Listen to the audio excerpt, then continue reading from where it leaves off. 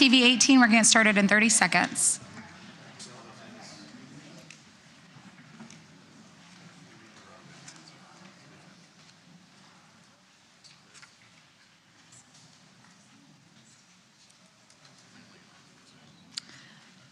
Well, we love seeing a lively bunch in the Commission chambers. Today is Monday, March 30th, 2026. It is 5 p.m. I'm President of the Commission, Christina Lambert, filling in while the mayor is out of town on city business. And at this time, we'll call the meeting to order. As we always do, please join us in a moment of silence.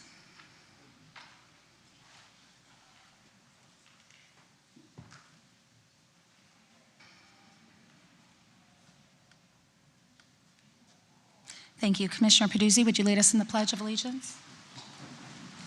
I pledge allegiance to the flag of the United States of America and to the republic for which it stands, one nation, under God, indivisible, with liberty and justice for all.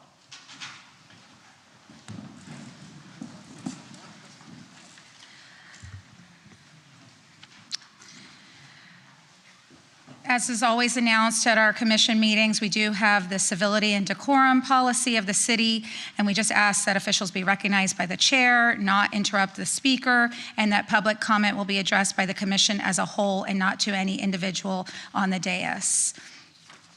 You can read the rest of those rules here on your agenda. Administrator Fana, do we have any additions, deletions, or reorganization of the agenda? Madam President, we do not, but however, one of your colleagues does want to make a motion for a change. Okay. Commissioner Fox. Thank you, Madam President. I would like to make a motion to allow public comment to be both at the beginning of this meeting and at the end of the meeting. Second.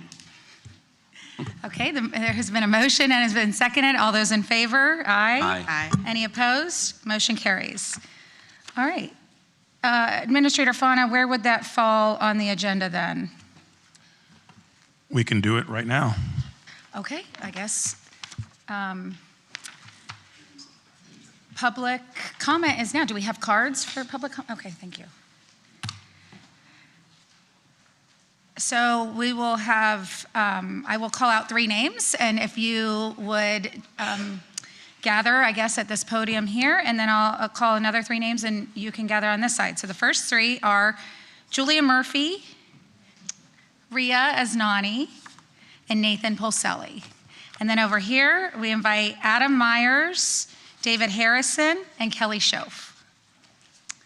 Hello. Good evening, everybody. Thank you for having me. I'm here to actually say thank you to Commissioner Lambert for so many years of service and commitment to our community. I've known you since I was a young woman here in West Palm Beach, and I've seen you grow as a professional, but I've seen you champion causes that a lot of people wouldn't step up to the plate for. You have ridden a bike all the way to Key West on your anniversary before and gotten hurt and got right back on. You have stood in pride parades when it wasn't the favorable thing to do. You have gone up on houses to build those for the most needy in our community. And today you're a mother and probably our future mayor. But congratulations and thank you for so many years of service. We value you. Thank you so much. Well, this was a beautiful surprise. Thank you. Is Ria here? I did not see her. Okay. Nathan.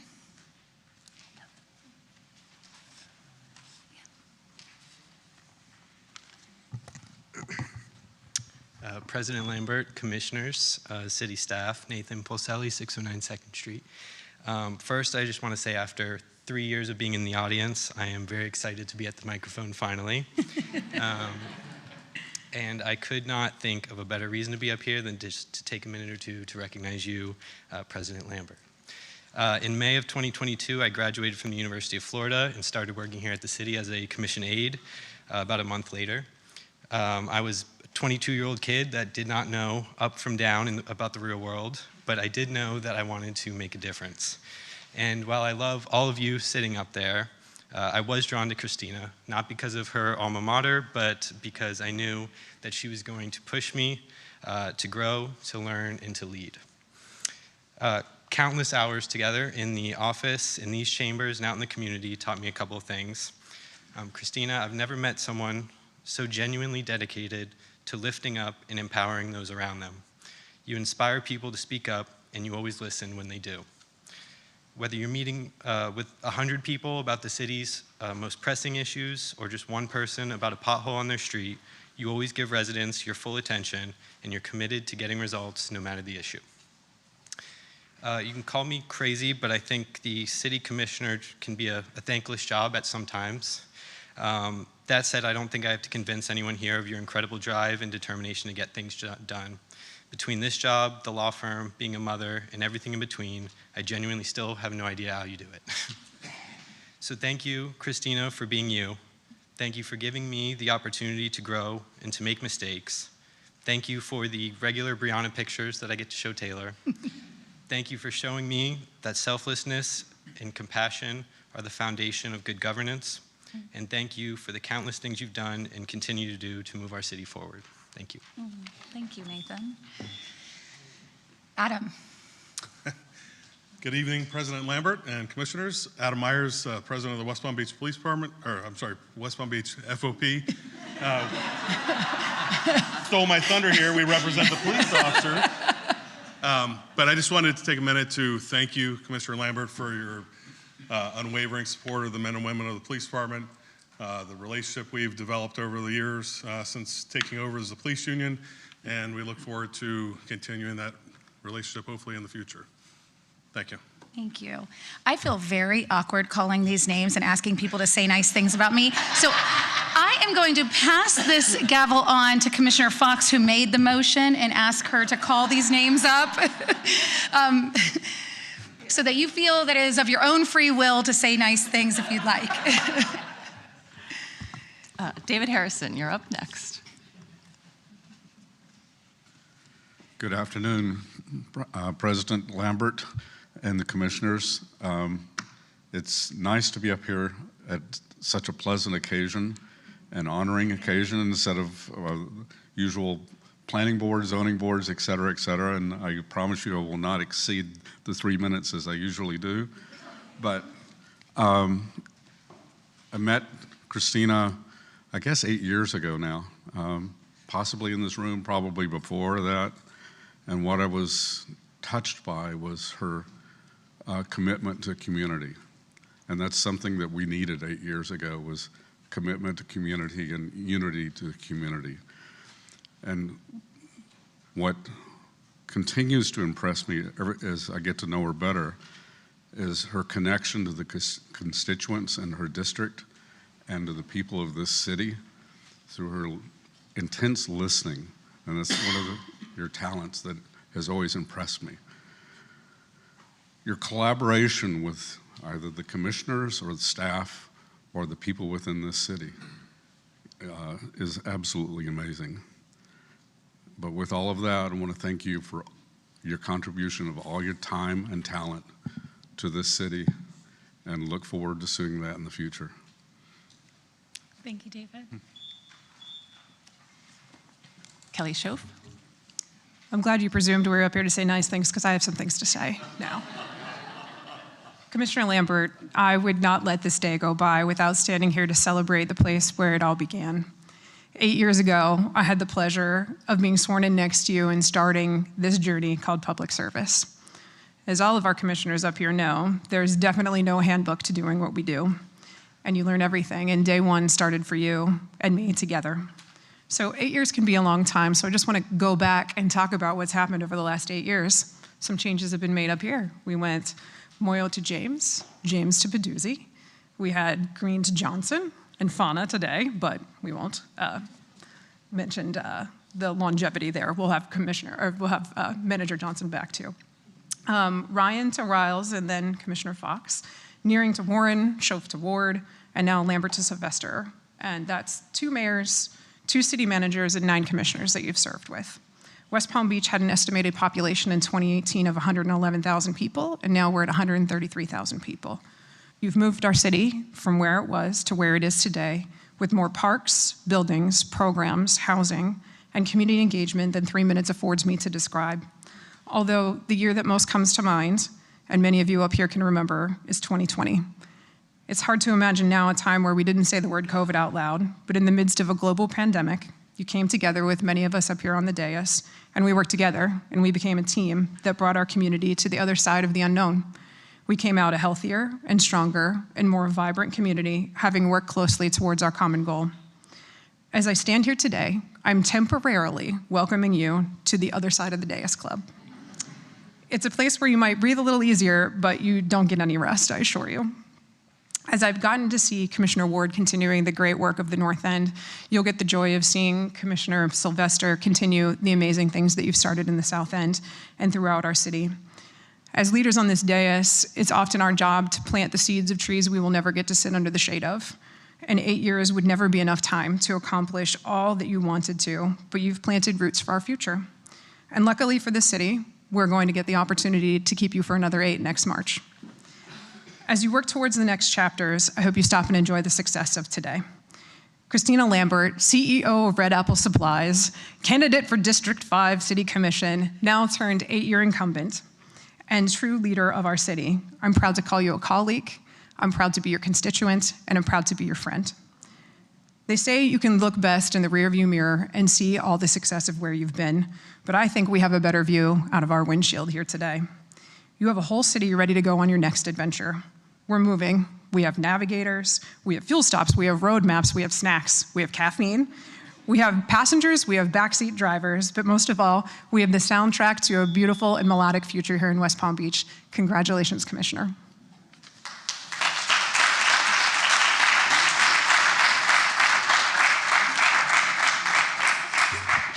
I'm about to pass my job over to Commissioner Peduzzi. This is hard. I'll call 6 more names. Ashante Williamson, Matthew McWaters, Shanichia Moore, and then at the other microphone, we'll have Bill Bone, Dr. Lovett, and Susie Diaz. Good evening, President Lambert. Today we pause not just to mark the end of a term, but to honor a legacy. For 8 years, you have served as the voice, the vision, and the vessel for District 5. And the truth is, titles may come and go, but impact like yours leaves a permanent imprint. You didn't just sit at the dais, you stood in the gap. You stood for families who needed to be heard. You stood for communities that deserved to be seen. And you stood with a level of grace, strength, and integrity that reminded all of us what true leadership looks like. Because leadership isn't just about decisions, it's about devotion. It's about showing up even when it's hard. It's about choosing courage over comfort again and again. And that's exactly what you have done. There were moments when the weight of this role could have been overwhelming, but you carried it all with dignity. There were times when the road wasn't easy, but you walked in it with purpose, and through it all, you never lost your commitment to the people. You made a space at the table, you opened doors, and most importantly, you reminded so many, especially young women and girls, that they belong in rooms like this too. That matters. Because your legacy isn't just in policies or programs, it lives in the people you've inspired, the lives you touch, and the path you've paved for those coming behind you, like myself. So today, we don't say just thank you. We celebrate you, we honor you, and we give you your flowers while you can still smell them.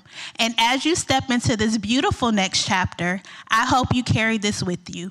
Your work here is not ending, it's evolving. Your voice is still needed. Your leadership is still powerful, and your impact is far from over. On behalf of a grateful community, thank you for your service, your sacrifice, and your unwavering commitment to the District 5 and to the city of West Palm Beach. You have led well, you have served boldly and gracefully, and you have made us all better because of it. And for that, we will always be grateful. Thank you.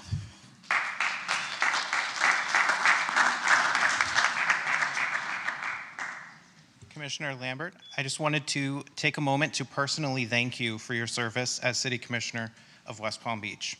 It's clear that your work has never been about the position, it's about the people. The care, time, and heart you've poured into this community truly show, and it has made a real difference in the lives of so many. Your willingness to listen, to show up, and to stand for what you believe in had not gone unnoticed. Leadership like yours, grounded, compassionate, and committed, is something our community deeply values and appreciates. You've helped shape not just policies, but a stronger sense of connection and pride across West Palm Beach. Thank you for the sacrifices you've made, the countless hours you've dedicated to serving others. I'm genuinely grateful for all you've done, and I know your impact will continue to be felt long after your time in this role. Wishing you nothing but the best in your next chapter. Thank you.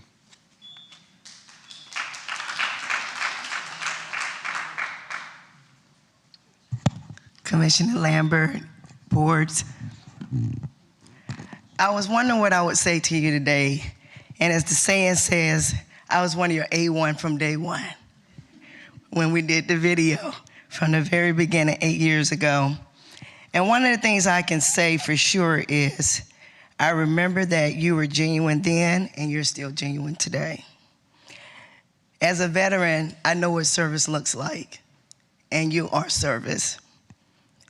There's a saying that says, he who wants to understand he who wants to be understood must seek to understand. I honestly can say that I believe that that's what you want to do, and will always put the residents of West Palm Beach first. There are some characteristics about you, Commissioner, that were there before you even took your first seat. And because of those characteristics, you were equipped to do what you're doing, and it will allow you to excel in it. So congratulations on your next journey, on your road to victory to become the mayor of the city of West Palm Beach. It's your compassion, your education, and your community leadership. It's not just a title for you, it's a calling and it's service. Thank you.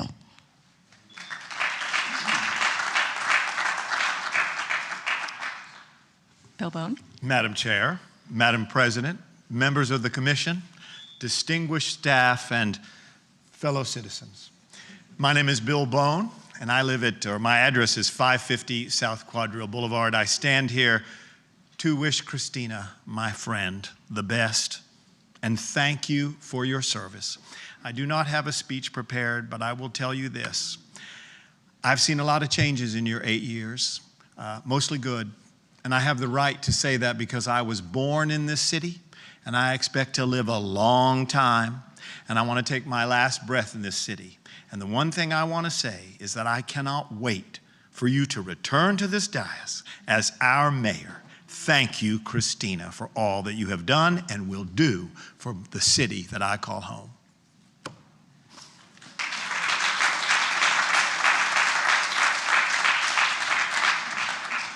Dr. Lovett. President Lambert, to the commissioners, it's an honor and a privilege to stand before you on tonight to share a few words about President Lambert. A woman whose heart for the people, dedication to service, and commitment to justice. You've truly left an indelible mark on the city. Commissioner Lambert has been more than a public servant. She's a neighbor, she's a bridge builder, and she's a friend to the community beyond her district lines. That alone speaks volumes about her character and integrity. She understood something that many people forget, and that's leadership is not confined to boundaries on a map. The true measure of leadership is the willingness to step outside of familiar circles to meet the needs of those who might otherwise be overlooked. And when our church and our community faced some parking issues, she didn't just listen politely, she jumped in right away. She rolled up her sleeves and asked how could she help. When we needed to mobilize residents and work through complex issues, she was there offering her wisdom, encouragement, and support. She didn't ask, is this my district? She simply said, how can I help? And so when we hosted community events, celebrations of unity, faith, hope, Commissioner Lambert showed up not for photo ops, but she showed up for the people. She showed up because she believes in presence. She showed up because she believes that showing up is one of the greatest ways that a leader can say, you matter, your voice matters, your lives matter. What I respect most about you, President Lambert, is that you lead both with your head and your heart. Your leadership has always been characterized by conviction, compassion, and consistency. You found out that the true influence isn't found in the spotlight, but it's found in service. It's found in the quiet moments when nobody's looking. It's found in those moments that nobody sees, but it still can be felt. I'm reminded of the words of Apostle Paul in Galatians 6:9, and he says, do not grow weary in well-doing, for in due season you shall reap if you faint not. And Commissioner Lambert, I believe that those words were written for your journey. I believe that You've labored diligently for this community. You've sown good seeds of kindness, justice, and progress. But I also believe that you're stepping into a season where you're about to reap a harvest for the lives that you poured into. So on behalf of Friendship Missionary Baptist Church and the broader community that you serve, with your leadership, we want to say thank you. Thank you for embodying what it truly means to serve. Thank you for reminding us that public service is not a profession, it's also a calling. And so as you embark on this journey of your next life, or this next journey, our prayers are going with you, and we say that may the Lord bless you and keep you, may his peace sustain you, and may your joy be on every endeavor in the future. And we loose blessings over you, blessings of dedication, blessings of purpose and direction. And so thank you, Commissioner Lambert, for your light, your labor, love for this city. We'll always be friends. You'll have friends amongst us here at Friendship Missionary Baptist Church, and we'll always remember your service and gratitude. Thank you.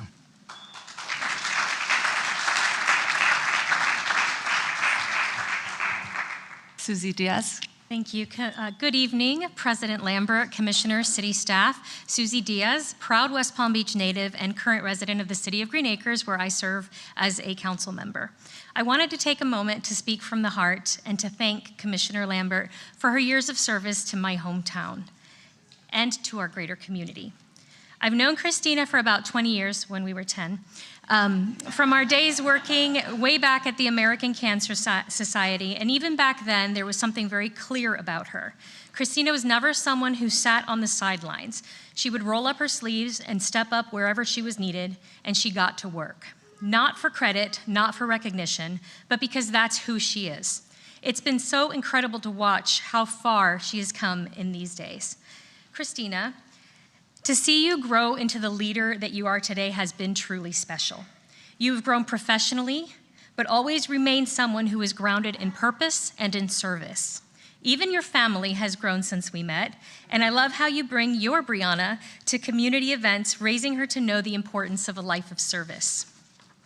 One of the many things I admire about you is that no matter the moment, whether it was during COVID, putting together resources for the community, organizing outreach, organizing hurricane relief efforts, or just responding to the everyday needs of your residents, you show up.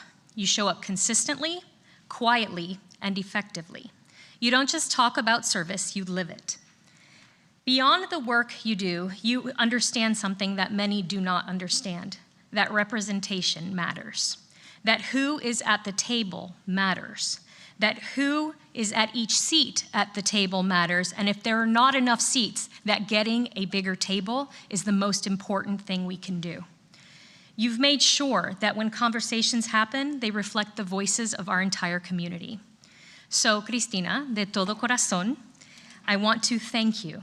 Thank you for your years of service, for your heart, for your work ethic, and for the example you've set for countless young women in our community. I'm proud and honored to have walked a small part of this journey with you. And this is not adios, this is hasta luego.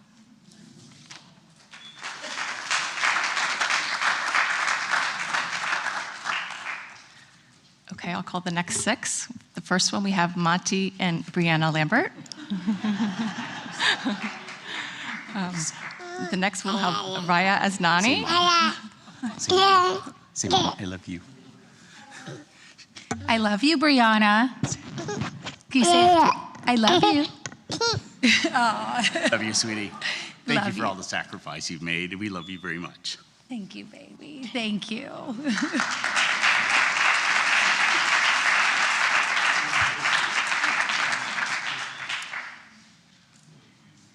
Good evening. My name is Ria, and I am a resident of West Palm Beach.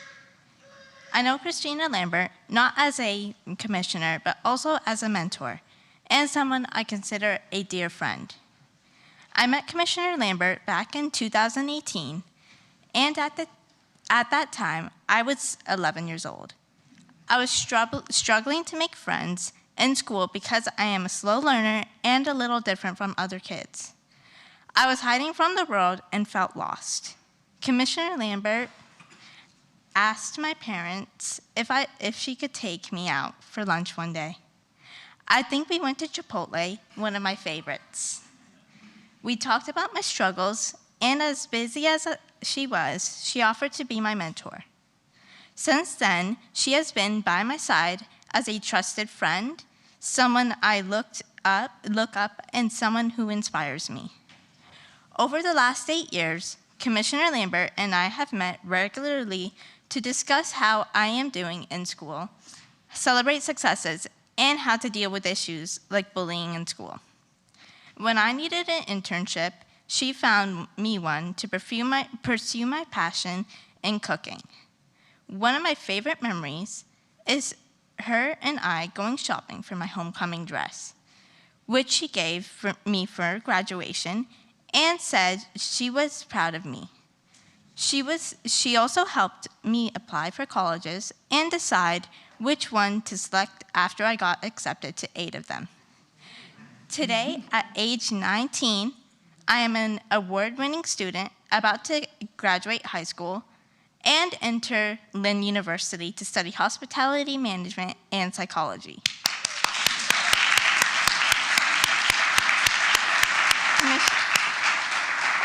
Commissioner Lambert, I want to thank you for making the time to care for young girls like me, for teaching me to learn how to find my voice and stand up for myself, and to find my confidence.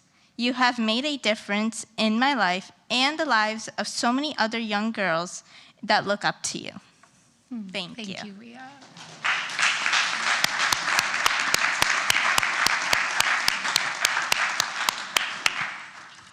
The final 3 cards for now, Michael Zeff, Patrick Koenig, and Peter Cruz. What an exceptional young woman. That's a hard one to follow. Good evening, Commissioners, Commissioner Lambert. My name is Michael Zeff, and I'm the President and CEO of the Chamber of Commerce of the Palm Beaches. On behalf of the business community, I want to thank you for your leadership, your accessibility, and your willingness to engage in thoughtful conversation about the future of the city of West Palm Beach. You have been a consistent partner to our business community, and that matters. We appreciate your service, and we look forward to what's ahead. Thank you.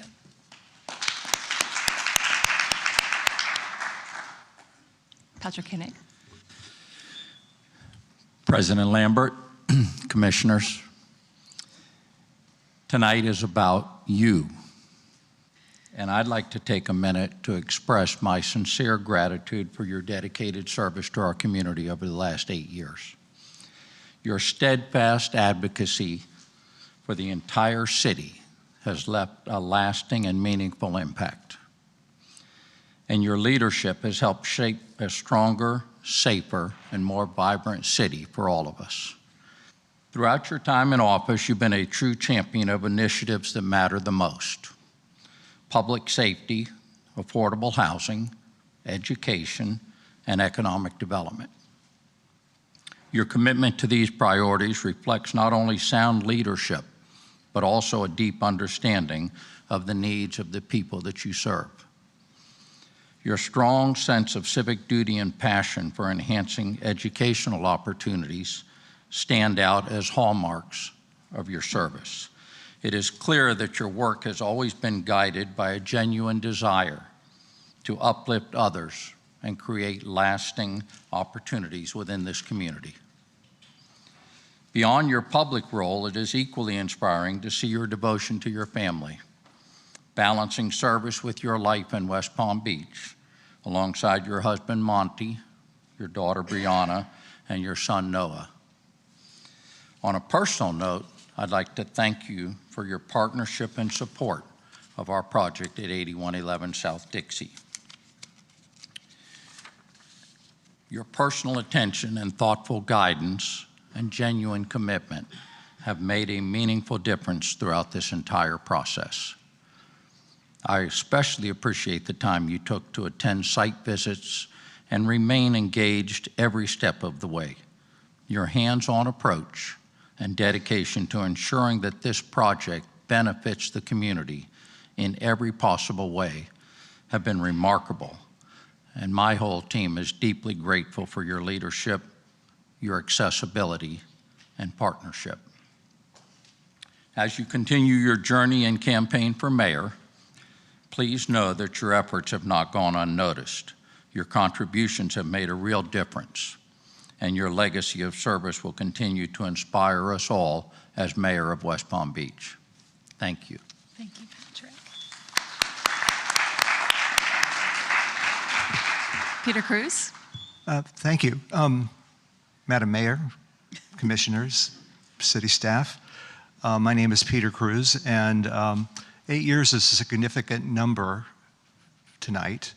It's actually a significant number for both of us because we both started our public lives 8 years ago this month. I first met you at our mutual friend Bill Bones' house with your husband Monty, and you were still with the education at Red Apple. And I think you were talking just a little bit about public life then. I did not know I was going to be in public life not too long after that. But we've gone through a number of things, good and stressful together over those years, and I've seen you grow. I've seen you ride a bike very fast, always ahead of me on the way to Key West. And but you have left, and you are leaving in this role, you're leaving your fingerprints on the city that I grew up in. My high school now we call it Dreyfus High School of the Arts, but it was called Twin Lakes back in the day. And I just remember, some of us are old enough to remember in this room, how downtown looked back in the day. And it was scary to even come down here. I occasionally would go to Kung Fu movies at midnight at the old Florida Theater, which is now Drama Works, but then I got out of town really quick. But thank you for your service, and it's been a pleasure knowing you, watching your family grow, watching you move to your new house, and I need to go see that sometime. And much luck to you, your husband Monty, and your daughter Brianna, which I think she's very quiet now that Nathan is holding her. Okay, thank you very much.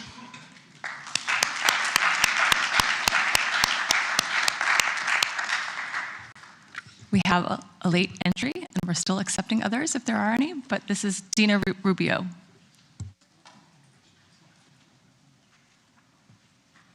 Good evening, Mayor, not here, Commissioners. My name is Dina Rubio. I'm a business owner in District 5, and this has been my neighborhood for over 40 years. I've seen South End grow and also struggle. When Commissioner Lambert was first elected, I reached out to her to talk about our area, the Dixie corridor, our businesses, and our concerns.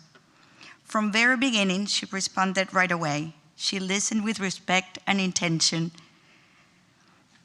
And more importantly, she followed through. No matter what day or time, she made herself available, responding personally from her own phone. She also supported our Latin Quarter, our Latin community, which is a big part of District 5. Through Latin Quarter West Palm, we have worked with schools, churches, and families, and she has been there even on weekends for us. I remember one year during our Hispanic Heritage Month parade when a torrential rain came and the event had to be cut short. We all got wet, but our spirits didn't, and she was there with us. She has been there in good and challenging times, and sometimes I feel like an older sister or even like a mother, sharing my thoughts and my point of view. Commissioner Lambert, gracias for your support, for guidance in our projects. We appreciate your service to District 5, and we wish you the very best in what comes next. I truly believe your dedication and care will continue and make a difference for our city. Muchas gracias. Thank you, Dina.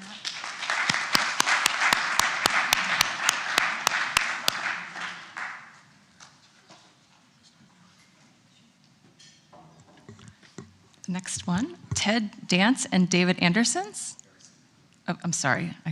That dance part. Commissioner Lambert, I don't know you as Commissioner Lambert. I know you as my former neighbor, Christina. I've heard a lot of great things about you this afternoon, things I already knew to be true. But I want to bring it down to a concrete example, which I will never forget. When Christina and Monty moved in on the street I live on, across the street from them was a drummer. And he'd practice his drums. He'd beat the hell out of those things. I could hear him living at the other end of the block all the time. He had to drive Monty and Christina nuts. And then Brianna hit the scene. But right after that, this gentleman's house caught on fire. It was a terrible fire. And he was trying to save his cat, and trying to save his cat, he caught on fire and got carried away, taken down to Miami to the Jackson Burn Unit. And Christina was right in the middle of a re-election campaign. Monty was working every day, and a tempestuous, beautiful Brianna had just hit the scene, and they were busy. They were really busy. They dropped what they were doing. This was a Sunday that this happened, and one of their finally a chance to have a day off, and the house across the street catches on fire. They packed up Brianna in their car and drove down to Miami. So this gentleman, who had driven them crazy, beating the drums every day, they didn't want him to wake up and have nobody there and not be able to contact anybody. So it's a beautiful thing to do. And from my point of view, we may have differences on politics, but Christina is a stellar, stellar human being. And because of that, I support Christina in anything she does, my family does, and you have a beautiful family with Monty and Brianna. And it was a pleasure living down the street from you. Thank you, Chad.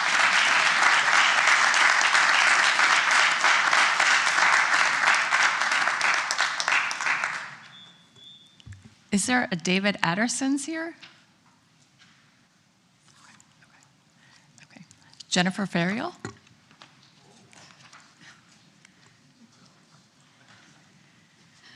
Good evening, Jennifer Ferriel, resident of West Palm Beach and a former employee of the city.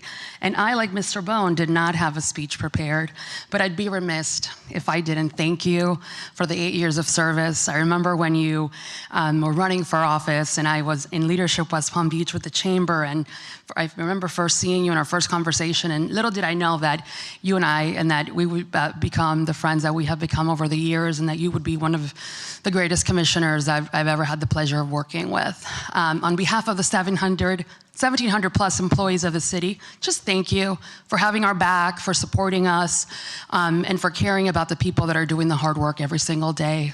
We really do, and do appreciate that. And I'd also be remiss if I just didn't thank you for always having my back and for standing close to me throughout one of the hardest times of my life. I thank you, I'll never forget it, and congratulations.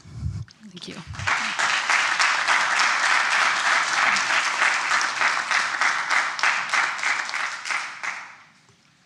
Kimberly Weston?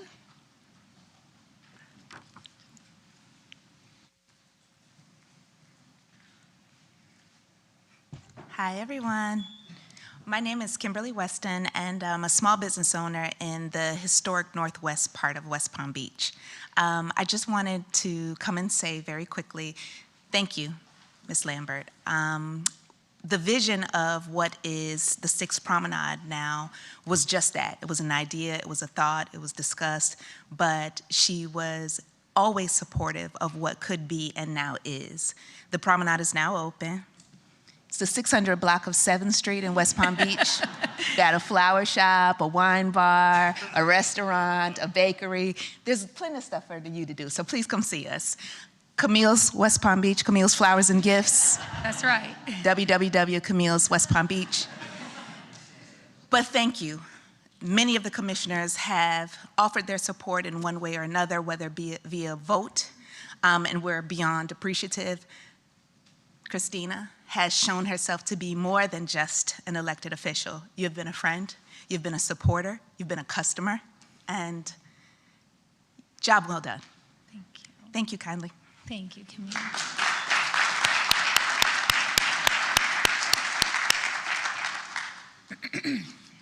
Well, thank you, Commissioner Fox, and thank you. That was a tremendous surprise. I do not have remarks prepared because I was planning for the swearing in on Thursday, so I invite you all to come to that. And I just want to say what a pleasure it has been and how 8 years went in a blink of an eye. And, you know, those of you who came up and spoke who were there on day one or, you know, before day one, it's amazing to see and hearing people talk about what the job of commissioner is.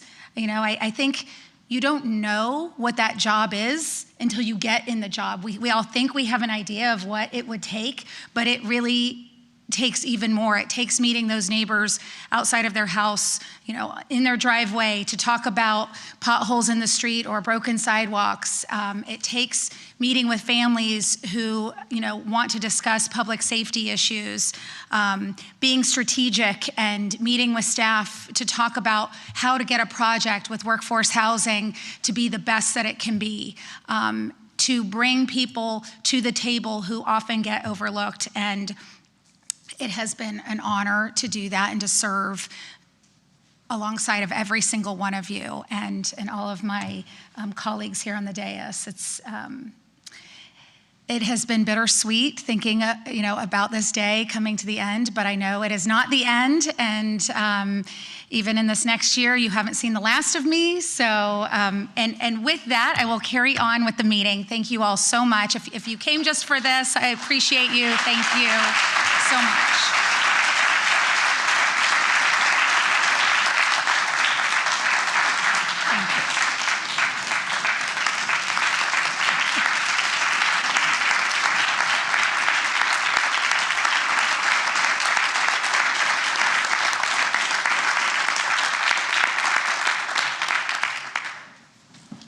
Thank you all so much. I know you all want to stay and hear the business of our meeting now, but if you don't, we'll allow you to leave.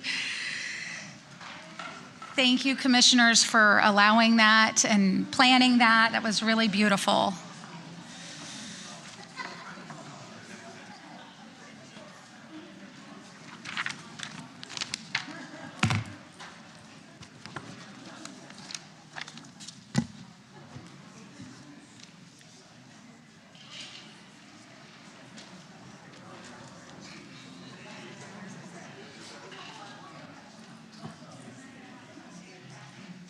You know, Brianna never stops talking at home, so she had no words today. I thought that was funny.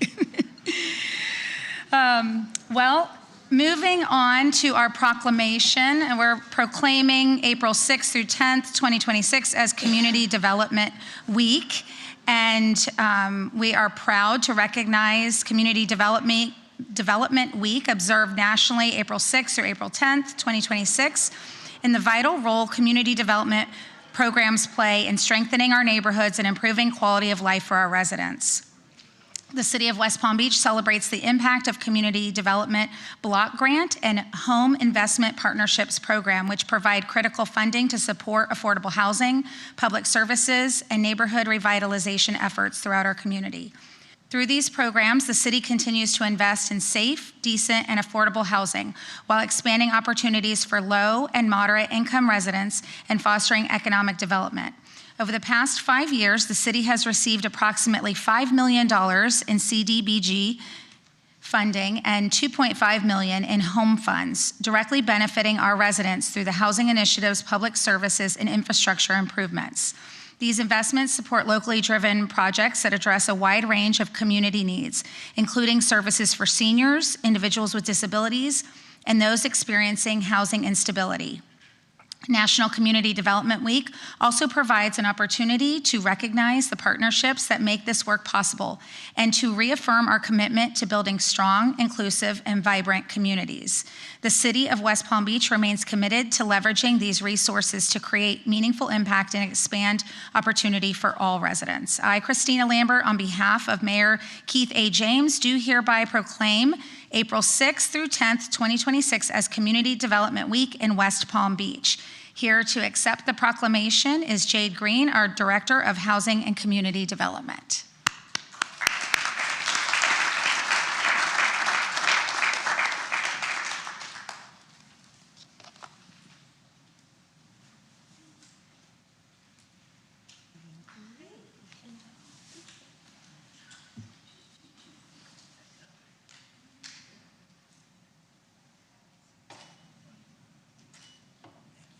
Powerful female team here. Would you like to say a few words, Jade? Yes, absolutely.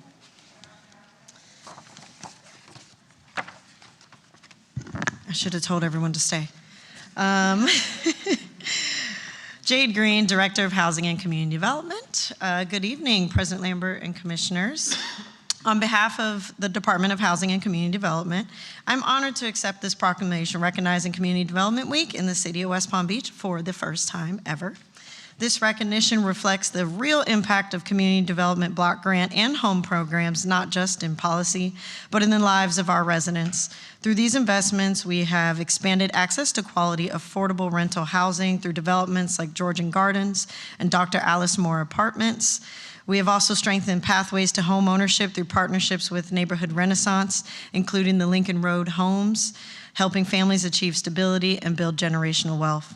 We've also strengthened our community through investments like the Eva W. Mack Community Hub, the Clear Lake Multipurpose Trail, and programs like Esperanza Center, which continues to serve and support some of our most vulnerable residents.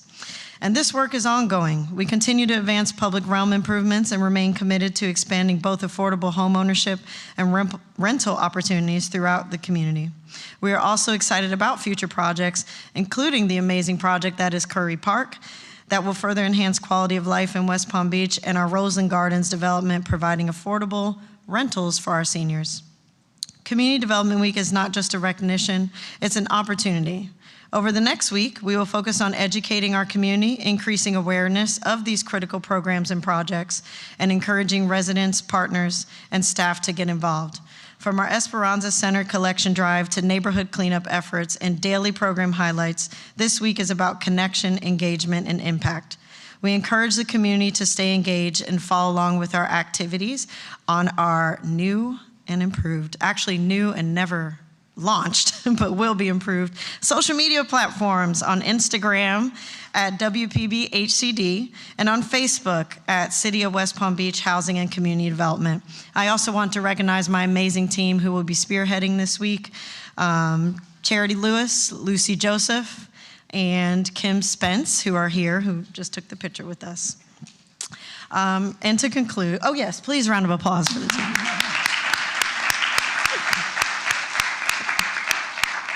Truly at the heart of this work, Commissioners, is one simple goal: to ensure all residents have a place to call home and a fair chance to succeed. Mayor and Commissioners, I have to mention the Mayor even though he's not here, thank you for your continued leadership and commitment to building stronger and more equitable West Palm Beach. Thank you. Thank you, Jade. Thank you, Jade, for all you and your team do all year long. We really appreciate you. Item 7.1, submittal of the following 3 reports from the Internal Auditor's Office: the Special Revenue Audit Report, Part 1, Parking and IT Data Exchange Post-Audit Report, and Public Utilities Billing and Customer Service Post-Audit Report. City Attorney, is there any? Just a motion to receive and file. Okay, I'll entertain a motion. Madam President, I move that we approve, receive, and file the 3 reports from the Internal Auditor's Office. Thank you. There's been a motion and a second. Any further discussion?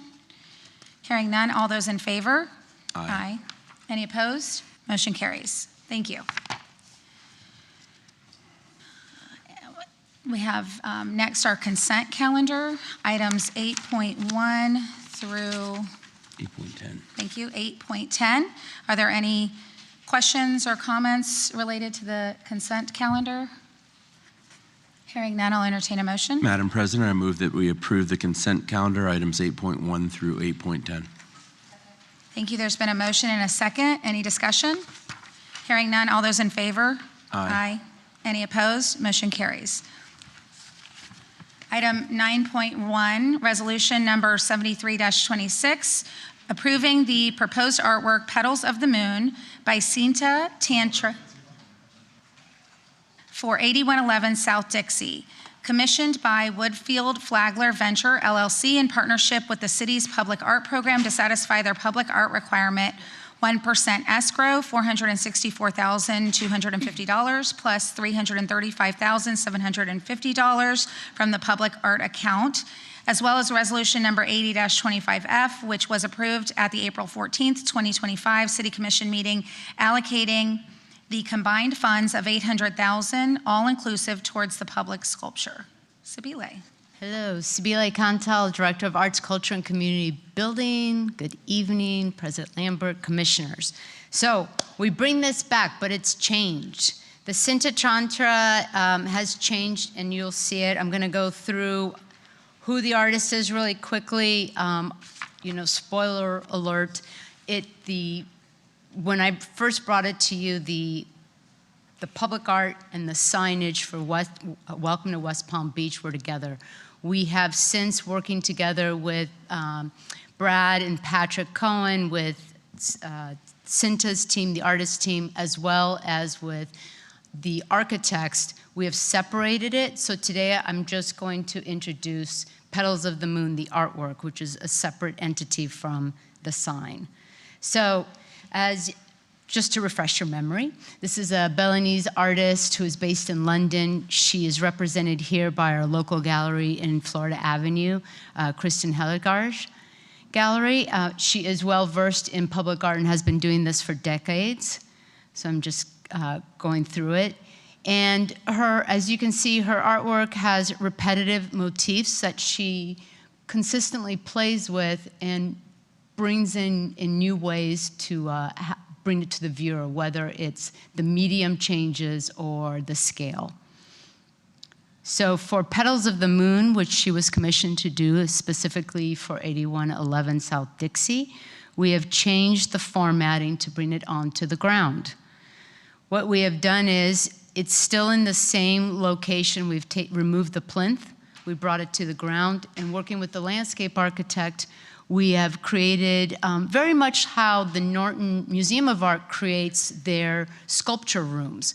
So it's really landscaped around an art piece so it doesn't detract from the artwork. I'm going to show you several views. The other thing that occurred is the artwork went down to a more human scale. Originally, when it was brought up, it was over 17 feet. At this point, it's a little over 11 feet at the highest and a little under 10 feet.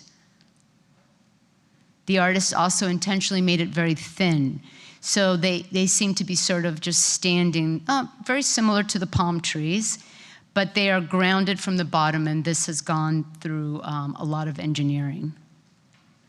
And I'm going to show you, as you can see, that white wall is the Dixie. And I'm going to show you a few. This is coming from the soon-to-be Trader Joe's, and you're walking south on the boardwalk. This is coming from the residential area, and I'm not sure what's going to happen in the retail store, so I've given you two different shots, one if there's a restaurant and one without. And just to go over what the materials will be, it's going to be in what's called A572 grade 50 steel plate. It's going to be finished with an epoxy paint that's weather resistant, UV and chemical resistant, but it's also going to have a protective clear coat, not only for the UV, but specifically for fingerprints, which we know, even though we're not going to say, please touch, we know that people will touch it, but it'll be very easy to wipe and clean. And so Petals of the Moon is recommended not only by myself on behalf of the Public Art Committee, but also working in tandem very closely with the developers. And it meets the criteria established in Section 78-125 of the Code of Ordinances. And that concludes my presentation. Thank you, Sibile. I know we had extensive discussion on this at the initial commission meeting where it came forward, and I think separating the welcome sign from this did make it more accessible to people who will be walking by. And I know that was a lengthy discussion that we had. We want people to interact with our public art, and I think this does accomplish that. Will there be uplighting in the area? So at night, will this be seen? So the lighting is around the landscape and around the retail. Okay. And then I know that a lot of times with our other art, public art, there's a little plaque that describes it. Will that be here as well? There will be one, but more discreetly placed towards the landscape. Okay, great. Commissioners, any other questions? All right, hearing none, I'll entertain a motion. Madam President, I move that we approve Resolution 73-26. This motion is based on the findings that the proposed artwork meets the criteria set forth in Section 78-125 of the City Code as reviewed by the Art Life West Palm Beach Committee. Thank you. Motion's been made and seconded. Any further discussion? Hearing none, all those in favor? Aye. Any opposed? Motion carries. Thank you. Thank you. All right, resolution number 78-26 approves a temporary exhibit in the urban living room of the Mandel Public Library by multimedia artist Jose Alvarez. And resolution number 292-25F, which was approved at the December 8th, 2025 City Commission meeting, allocates the funds for the temporary exhibit. Sabile, welcome back. Thank you. Do you want me to say my name again? Yes. Sabile Cantal, Director of Arts, Culture, and Community Building. So today I bring you Jose Alvarez, Art at the Urban. So the Urban, I dropped the living room because it doesn't function that way, is really an urban space. It's a thoroughfare, and this will be the third iteration in that space. It's turned out to be really popular to bring public art pieces in there and really. And so thus far, it has all been South Florida regional artists, and the public has been very receptive to this. So for this one, I bring you Jose Alvarez. He has a studio here. He's also in Broward, and he's very well recognized internationally. He's a multimedia artist who does paintings, collages, video, performance. He crosses the intersection between science and spirituality and mysticism, and you'll see the very colorful, very bold, very lush imagery that he's presenting. He's also there's pieces of his, maybe I think more than one, owned by the Norton Museum of Art, and he's also represented, a lot of his art has been seen at the Bunker here locally as well. So just going through a couple of his works to just give you a grounding of what his style is. As you can see, it's all very lush, it's very layered and very collaged and mystical and fantastical. And this is how this artist, his work represents, his liveliness, if you will. So when we approached him for the urban, he was really, really excited. He really wanted to take over that space. And so here you see the urban, as you can see, with nothing in it. It's very boring space, to say the least. And what he'd like to do, and these are just renderings, but if you can imagine all aspects of every part of the urban, including the ceiling, as you will see, he wants to wrap in. And what he has created, he calls convergence, which is his idea of converging a lot of different thought processes. And these are just renderings, but imagine all of this throughout, including the ceiling. It's one continuous painting and neither has a beginning nor an end to it. And what the artist has to say about it is that ultimately he's proposed an artwork that is an invitation to come together. It reflects the variety of forms and colors within the artwork as mirrors of diversity that exists within this community, a celebration of difference and coexistence. And so I come to you from the Public Art Committee as this convergence. They are recommending by Jose Alvarez to be located in the urban. This is a temporary project up to 18 months, and it meets the criteria established in Section 78-125 of the Code of Ordinances. And that concludes my presentation. Very good. Any questions? Commissioner Ward? Go up here. Thank you, and I love this. I'm excited when I see the final version. So the prior pieces, I know that sometimes we get them on loan, and sometimes have you been able to repurpose them elsewhere, or the prior art pieces that have been in there? I know there was like some. So the prior art pieces are going back to the artists. It's the 5 artists who have the Treefall Collective that's in Northwood, in your area. And so they're going back to them. Gotcha. All right, thank you. You can meet with the Treefall people. I'm sure they're for sale. So. Well, thank you, Sabile. I think one thing that our public art program has done is introduced the community to new styles of art. And while we've had some discussion on this dais about whether we like it or not, we always say art is in the eye of the beholder. We really do appreciate the variety of art that this program has brought to the city, and this being no exception of that. So, yes, question. Yeah, just a quick question. I see that it says at the bottom, no fiscal impact. There's no cost to the city. How does that work? Oh, because we already did the F resolution. So for this resolution, there's no fiscal impact. So we've already allocated the money. That's correct. So I always, just as a side note, I always request to allocate the funds, and then I come back and say, okay, this is how the funds are being used. Thank you. All right, if there's no other questions, I'll entertain a motion. I move to approve resolution number 78-26. This motion is based on the findings that the proposed artwork meets the criteria set forth in section 78-125 of the City Code, as reviewed by the Art Life West Palm Beach Committee. Second. Thank you. There's been a motion and a second. Any further discussion? Hearing none. All those in favor? Aye. Aye. Any opposed? Motion carries. Thank you. Thank you. Public hearing and first reading of ordinance number 5148-25, granting to Florida Public Utilities Company and its successors and assigns a non-exclusive franchise for a period of 30 years to sell, distribute, transport, and transmit natural, manufactured, or mixed gas in the city of West Palm Beach. Good evening, President Lambert and Commission. Melissa Anderson, Senior Assistant City Attorney, presenting tonight a short presentation on ordinance 5148-25. This is the first reading.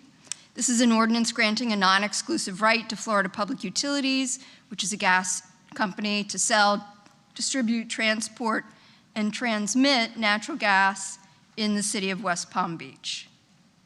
This ordinance replaces ordinance 23-89, which has since expired. Ordinance 5148-25 has a 30-year term. The franchise will be for 30 years, and it has one optional 10-year renewal. The revenue to the city is 6% of FPU's gross revenue within the city. The changes, ordinance 5148-25 makes to the arrangement, the business arrangement between FPU and the city. There are a few things, and the most important thing is that the franchise fee in the ordinance is now defined as 6% of the company's gross revenues without offset for the payment of any other city of West Palm Beach fees or taxes, including ad valorem taxes or public service tax in section 82-31 of the code. The prior franchise ordinance had allowed the deduction of ad valorem taxes from the franchise fee payable to the city, and that created quite a bit of concern on the part of the city, and that has been changed. Ordinance number 5148-25 adds a section explicitly granting the city auditing rights. It adds a section requiring the submission of backup documentation to the city annually. Both of these provisions are in section 8 of the ordinance. And that's it. Do you have any questions or comments? This is first reading, once again. Thank you, Melissa. Yes, I have a question. I see there's some other questions as well. Can you talk a little bit about the auditing rights? Because I know that we had a lengthy discussion at the internal auditors meeting about that. Sure. We inserted two sections into the ordinance, and they're both in section 8. And they give to the city extensive auditing rights, including the ability to go onto the premises of FPU to examine records that might not necessarily be public records for our purposes. We also are requiring them to submit documentation annually to verify the addresses of their customers within the city. Some of this documentation isn't as crucial as it was before we changed the definition of franchise fee, because they're no longer deducting ad valorem taxes from the fees they pay us. So we're not as interested in what their, we are interested in what their customer base is, but now we know they're not deducting fees that are from another city, which we had found out was happening previously. Those are the primary changes. There's also a change adding a reference to the Palm Beach County IG.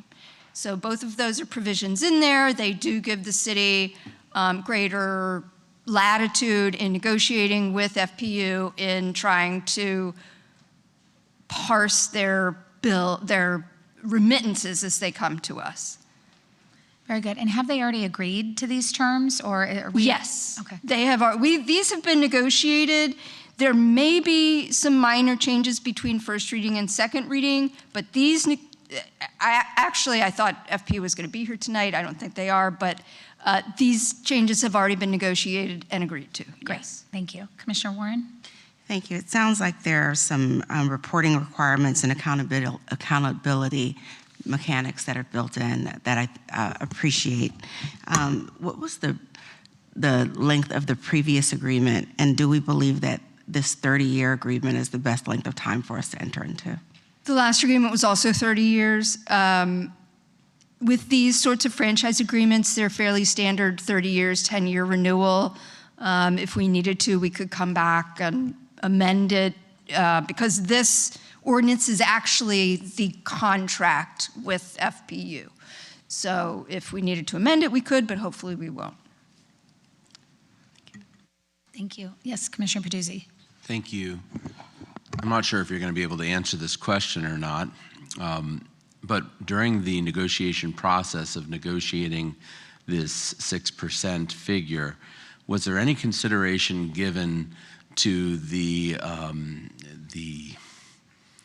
burden potentially, or the strain or additional resources that it places on our public safety for gas-related emergencies, such as gas line breaks, fires that are driven by gas, those type of emergencies? Because I know that they do happen fairly regularly.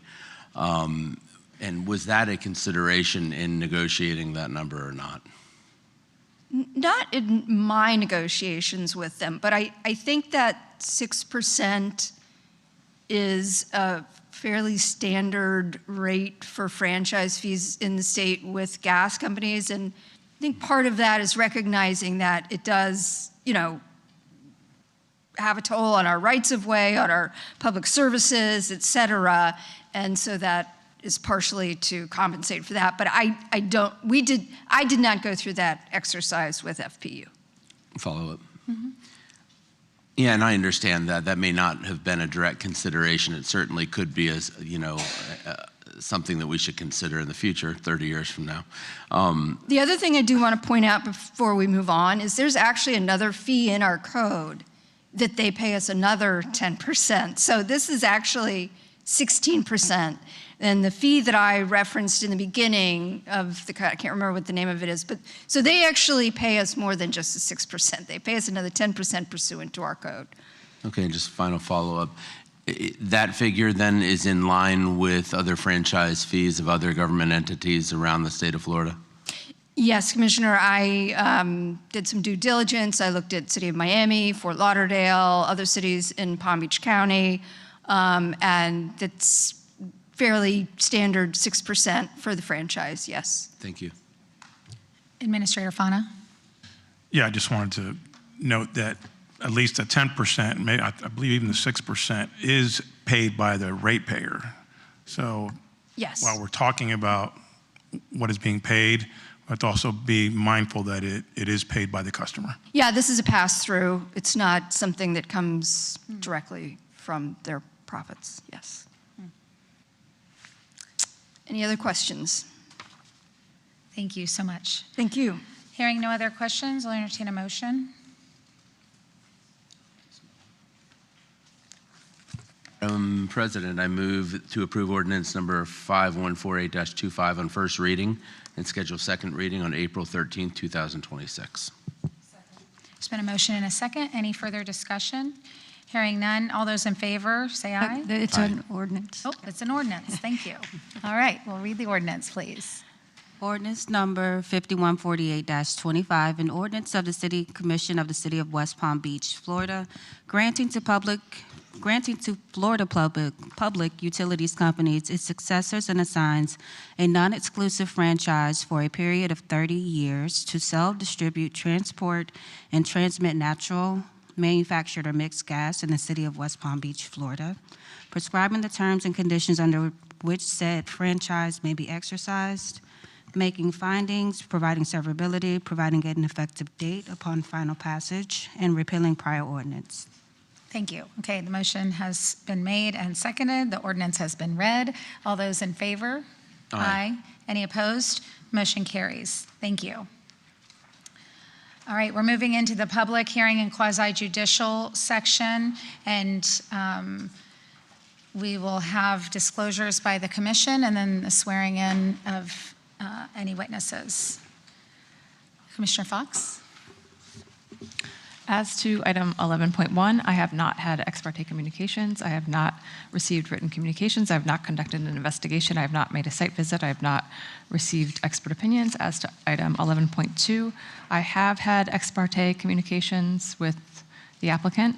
I have not received written communications. I have not conducted an investigation. I have not made a site visit. I have not received expert opinions. I request that these disclosures and all written communications be made part of the record. Thank you. Commissioner Peduzzi? Thank you. As to item 11.1, I have not had ex parte communications. I have not received written communications. I have not conducted an investigation, nor have I made a site visit, nor have I received any expert opinions. I request that these disclose, actually, let me move to 11.2. I have had ex parte communications. I have not received with a representative of the applicant. I have not received written communications. I have not conducted an investigation. I have not made a site visit, nor have I received any expert opinions. I request that these disclosures and all written communications be made a part of the record. Thank you. Commissioner Ward? As to item 11.1, I have not had ex parte communications, have not received written communications, have not conducted an investigation, have not made a site visit, and have not received expert opinions. As to item 11.2, I have had ex parte communications with the applicant and representative of the applicant. I have not received written communications, have not conducted an investigation. I have made a site visit. I have not received expert opinions. I request these disclosures and all written communications be made part of the record. Thank you. Commissioner Warren? Thank you. As to item 11.1, I have not had ex parte communications. I have not received written communications. I have not conducted an investigation. I have made a site visit. I have not received expert opinions. As to item 11.2, I have had ex parte communications with representatives of the applicant. I have not received written communications, not conducted an investigation, not made a site visit, and not received expert opinions. I request that these disclosures and all written communications be made part of the record. Thank you. And for my own disclosures, as for item 11.1, I have not had ex parte communications, not received written communications, not conducted an investigation, not made a site visit, nor have I received expert opinions. As to item 11.2, I have had ex parte communications with the applicant and representatives of the applicant. I have not received written communications, not conducted an investigation, have made a site visit, and have not received expert opinions. I request that these disclosures and all written communications be made part of the record. Madam Clerk, would you please swear in any witnesses? Would everyone wishing to speak on items 11.1 and 11.2 please stand and raise your right hand? Do you swear that the testimony you are about to give is the truth, the whole truth, and nothing but the truth? Thank you. Thank you. Public hearing of resolution number 55-26, a request by Peter Hoffhines of Coulter and Herring on behalf of Bear Lakes Country Club, Inc. for a major amendment to the Bear Lakes Country Club Community Service Plan Development, CSPD, to conduct a 4,224 square foot addition to the clubhouse and related buildings in order to accommodate a new staff facility area, a new pro shop building, a new restroom building, as well as to renovate the aquatic and racket amenities. Who will be presenting today?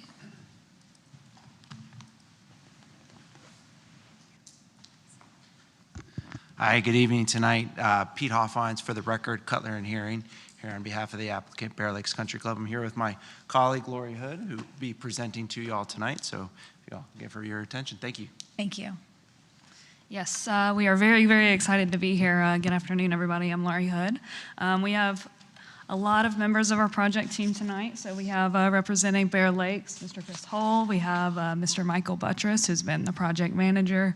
I believe Isaac Campos might be in attendance tonight too with Peacock and Lewis. He's our project architect. So tonight we're just going to be making some upgrades to some of the existing amenities and then also adding some new amenities. So we're going to be putting in a new pro shop, new pool, some new staff facilities, brand new covered outdoor dining and bar area, and then some pickleball tennis courts and a padel court. The Bear Lakes Country Club was established in 1984. There are two Jack Nicklaus courses there, the Lakes course and the Links course, so it's 36 holes of a lot of really preserved open space. Here's the location of the site. It's sort of at the corner of Shenandoah Road and Village Boulevard. It's about 13.33 acres. And this is our site area that we're going to be discussing, and we'll kind of walk you through each one of those areas. And this is our site plan, so everything that's outlined in red is areas that we're going to discuss. We're going to start off closer to the clubhouse, then move over to some of the racket facilities, and then we're going to talk about some of the buffer upgrades. So this is the existing sort of pool area.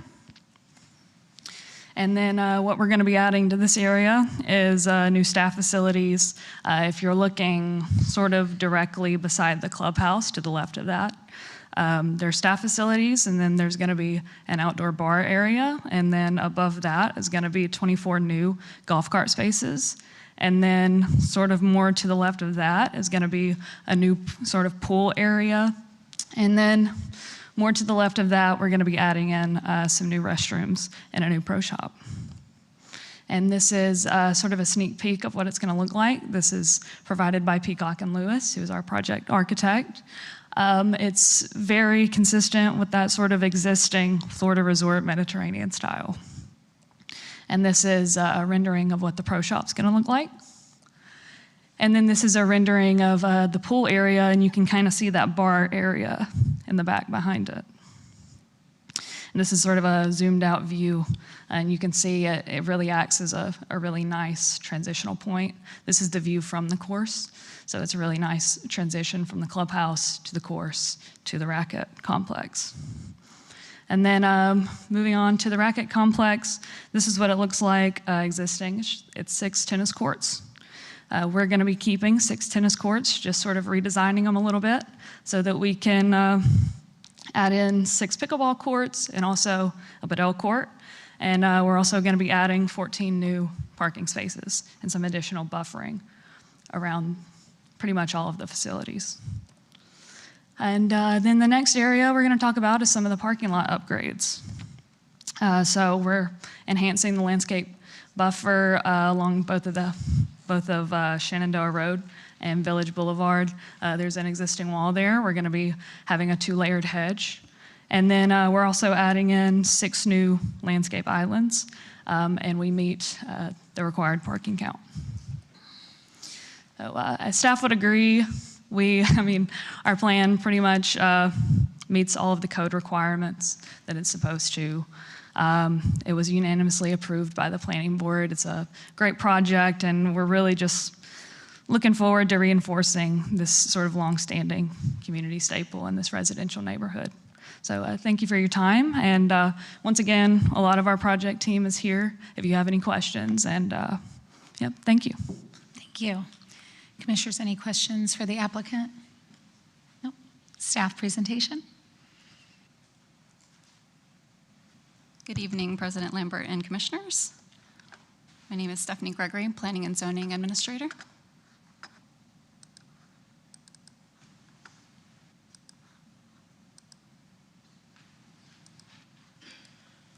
So this is for Resolution 5526, and Ms. Hood did a very comprehensive overview of the background and requests, so I'll skip forward to the staff findings, which is that this amendment does comply with the amendment standards, the 8 standards in the city's zoning and land development regulations, section 9432, as well as the site design qualitative development standards in section 9435. We are recommending approval with conditions of this resolution. And we do have some conditions. They relate to the requirements for the applicant at the building permit stage, and the applicant is in agreement with all of those conditions. The planning board also recommended approval in February, a vote of 5-0 for approval. And that concludes my presentation. Thank you, Stephanie. Commissioners, any questions? Any public comment? Nope. All right. Thank you all for the presentation. Hearing no further discussion, I'll entertain a motion.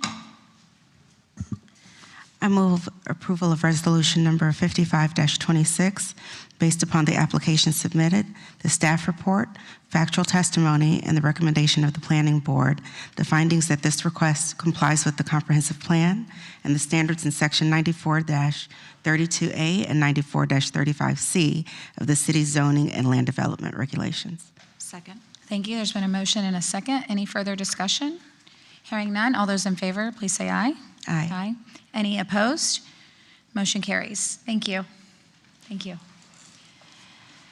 Public hearing and resolution of number 68-26, a request by Meredith Lee of Schutz & Bowen, LLP, on behalf of the Norton Museum of Art, Inc., for a major amendment to the new Norton Community Service Plan Development, CSPD, with waivers from the city's zoning and land development regulations to allow for the proposed expansion of the existing museum building with related improvements to the site, configuration of the existing surface parking lot, construction of the proposed parking garage, and changes to the CSPD master signage plan.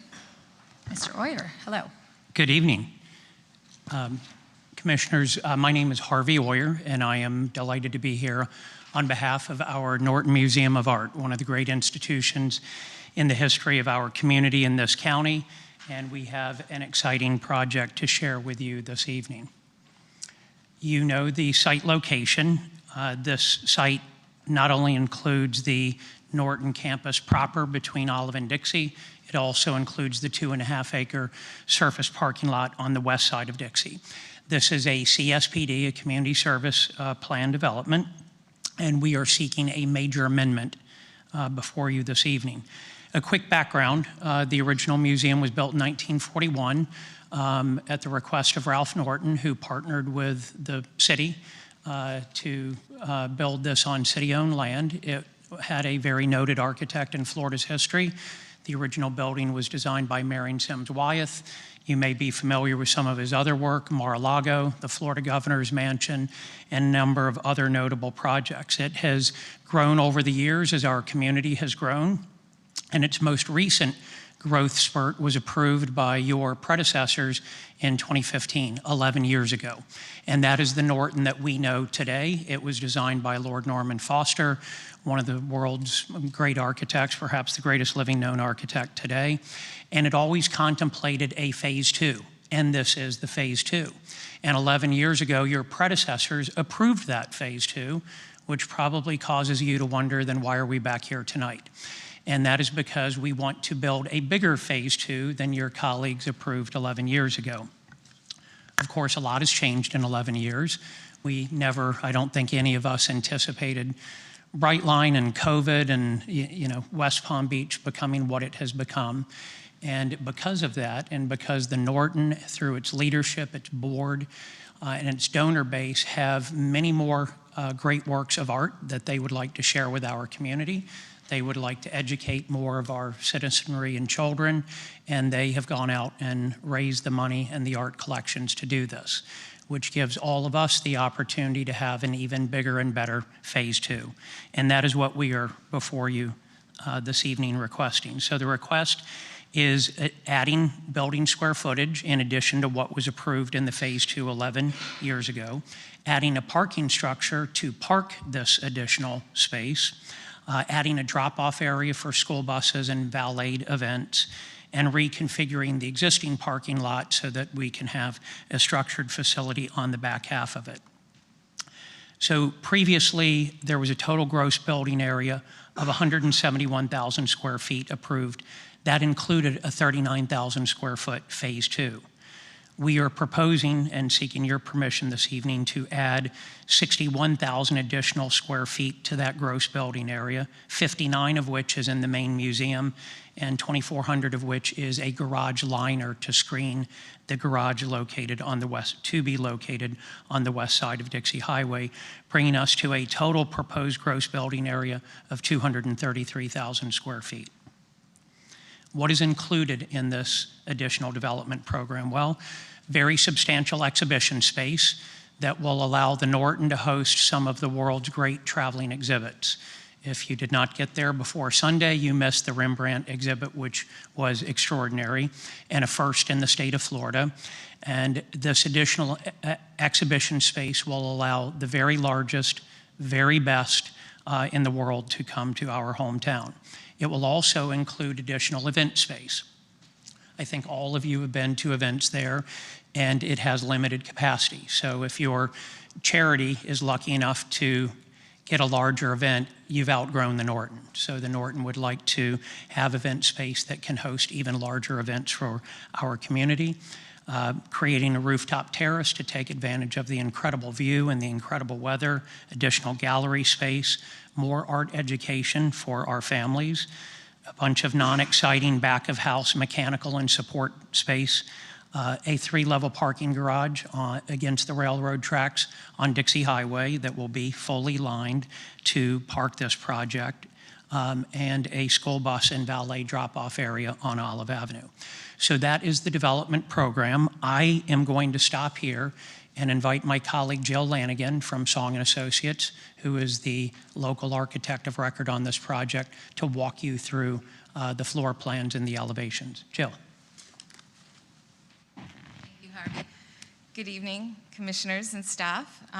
Really pleased to be here this evening and present, representing Song & Associates and serving as the local architect of record for this exciting project alongside design architects, Foster and Partners. And we're very pleased to share their design and the exciting upcoming elements of the Norton.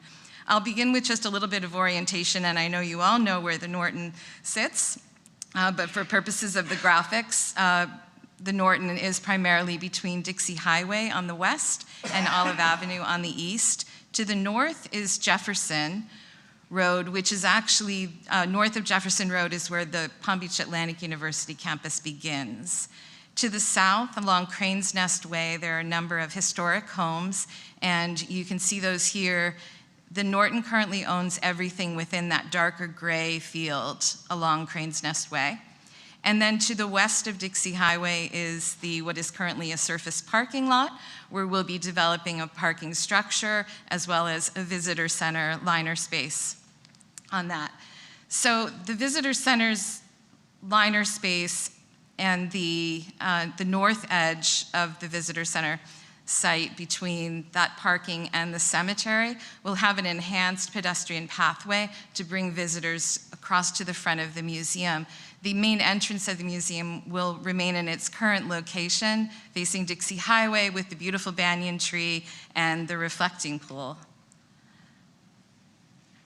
I'm going to give you a closer look and talk to you through some of the exciting elements that are being added to the site. You can see highlighted in yellow along the north is expansion and remodeling of the existing back of house space. This is all of the support spaces, including the loading dock for the Norton to support these expansions. And then two primary areas of expansion. To the south is a building that incorporates education space on the ground floor, as well as 2 levels of additional gallery space for the museum's permanent collection. And to the north, the ground floor there has a large special exhibition space surrounded by sculpture garden rooms, as well as the second level, which is the primary area for event space. And we'll just take a look at that, a more exciting view of that from the north, which again is the south side of the Palm Beach Atlantic University campus. along Jefferson Road. You'll see the architecture there by Foster & Partners is very much in keeping with some of the existing elements of the museum. You'll see that very slender metal roof with deep overhangs, similar to the roof that wraps currently around the banyan tree on the west side of the museum. And a large amount of glass to that event space along the ground level, ringed by those sculpture gardens.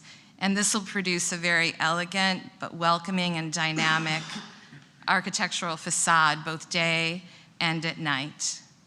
And if we come into the garden rooms that surround this building, you'll see it really continues the museum visitors' journey through the museums, extending it to the outside in these garden spaces enhanced with landscaping and sculpture to provide a really serene environment as part of the experience of the museum. As we move up to the second level, again, starting at the north is the event space, and then to the very south is the building that would be education on the ground level. On this level, gallery space for the permanent collection, and extending to the west is a contemporary glass gallery that will connect visitors back to the existing gallery space of the second level of the museum. Between those two is what we refer to as the Lakeview Terrace. It's an enclosed gallery space, multi-purpose, that bridges above the 1941 facade. So here's a look at that, and you can see that it is set back to respect and maintain the original Marion Sims Wyeth facade from 1941, and incorporating some outdoor roof terrace as well. This space will not only overlook the courtyard to the center of the Norton, but also look to the east to the water. And in the foreground of that, the cultural park, which is future enhancements soon to come before you for consideration. Moving around to the south building, set within the existing garden space, you'll see the ground level there of glass opening out to the gardens, and that's the primary location for increased educational spaces to serve both children and adults with exciting educational programs. And I mentioned the contemporary glass gallery, which extends above the existing colonnade area, connecting to the other galleries on the second level of the museum. And finally, we move up to the third level. Again, the south building has large gallery spaces on that third level. And then to the very north, you'll see expansion again of some of the back of house functions and office space of the museum. And from there, let's move across Dixie to the western parcel. This is the primary location for the parking. The visitor center space becomes that active liner of the museum, of the garage, fronting onto Palm Street. And we have, this is a 2-story in height, but giving us 3 levels of parking.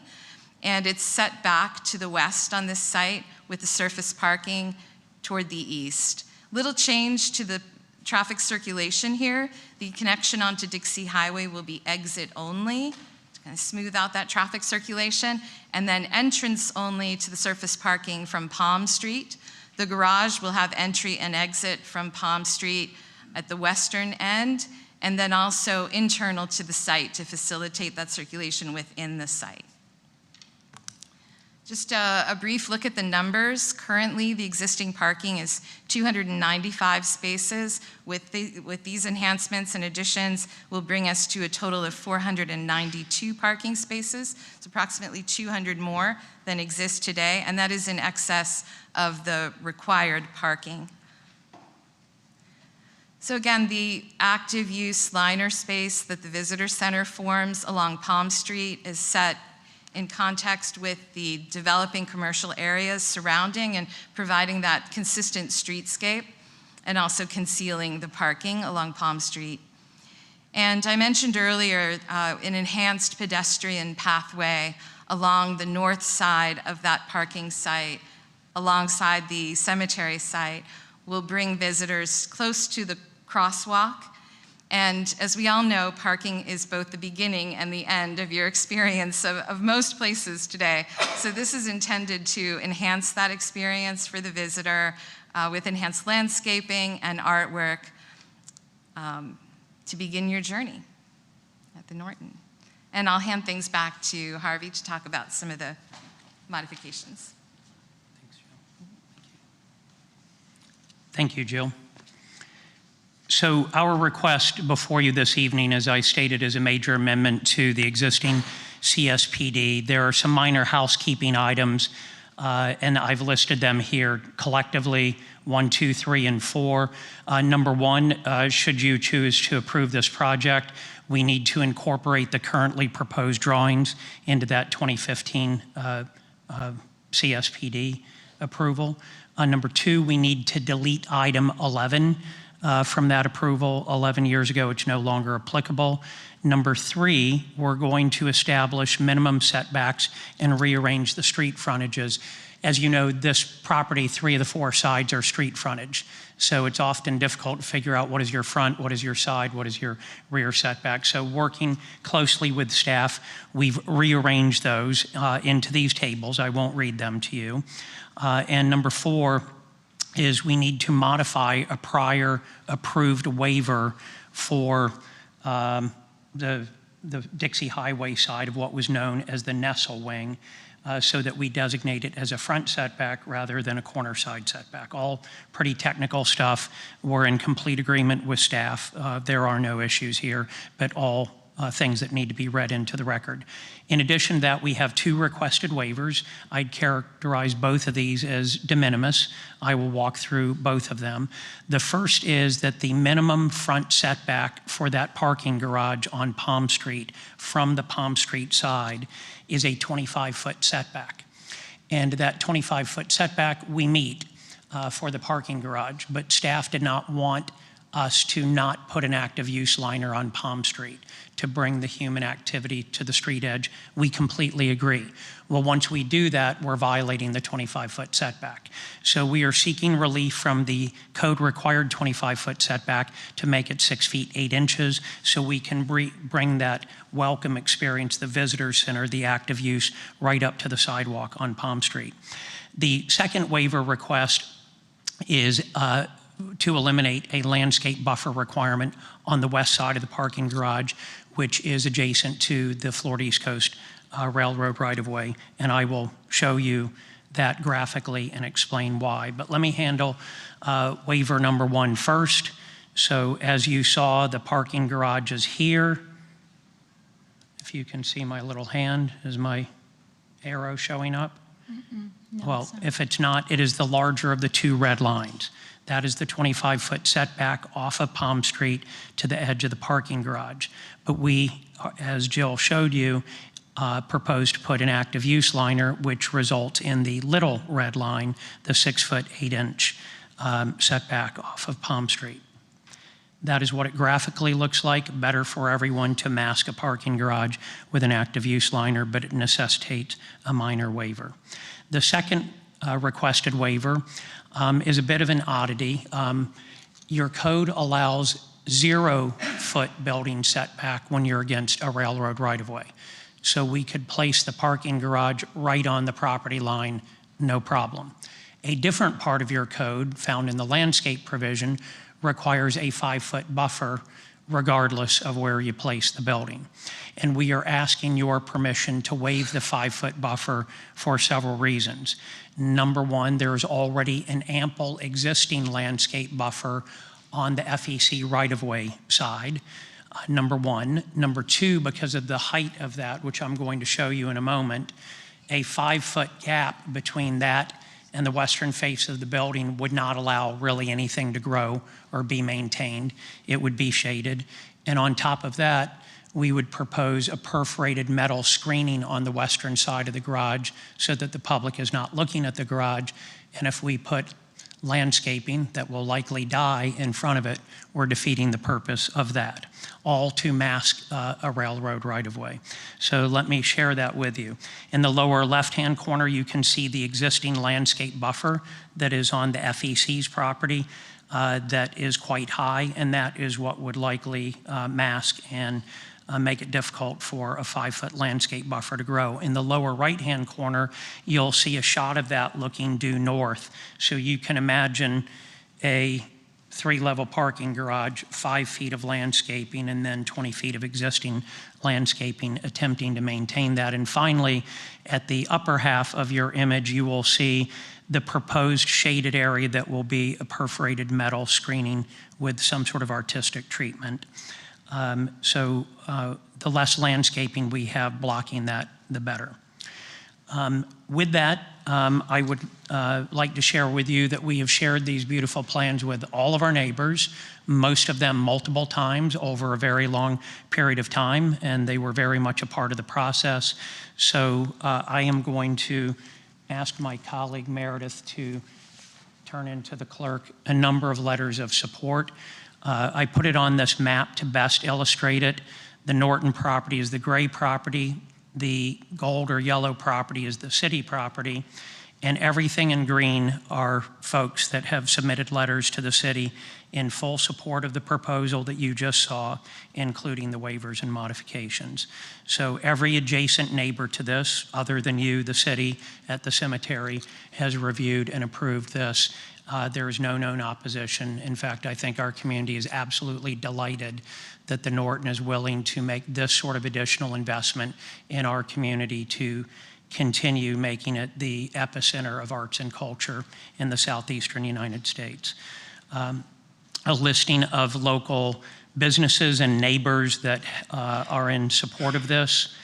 These are the standards for compliance by which you will review this evening. They're found in section 94-32A. These are the standards for a major amendment to a PD. We believe we meet all of those, and your staff agrees.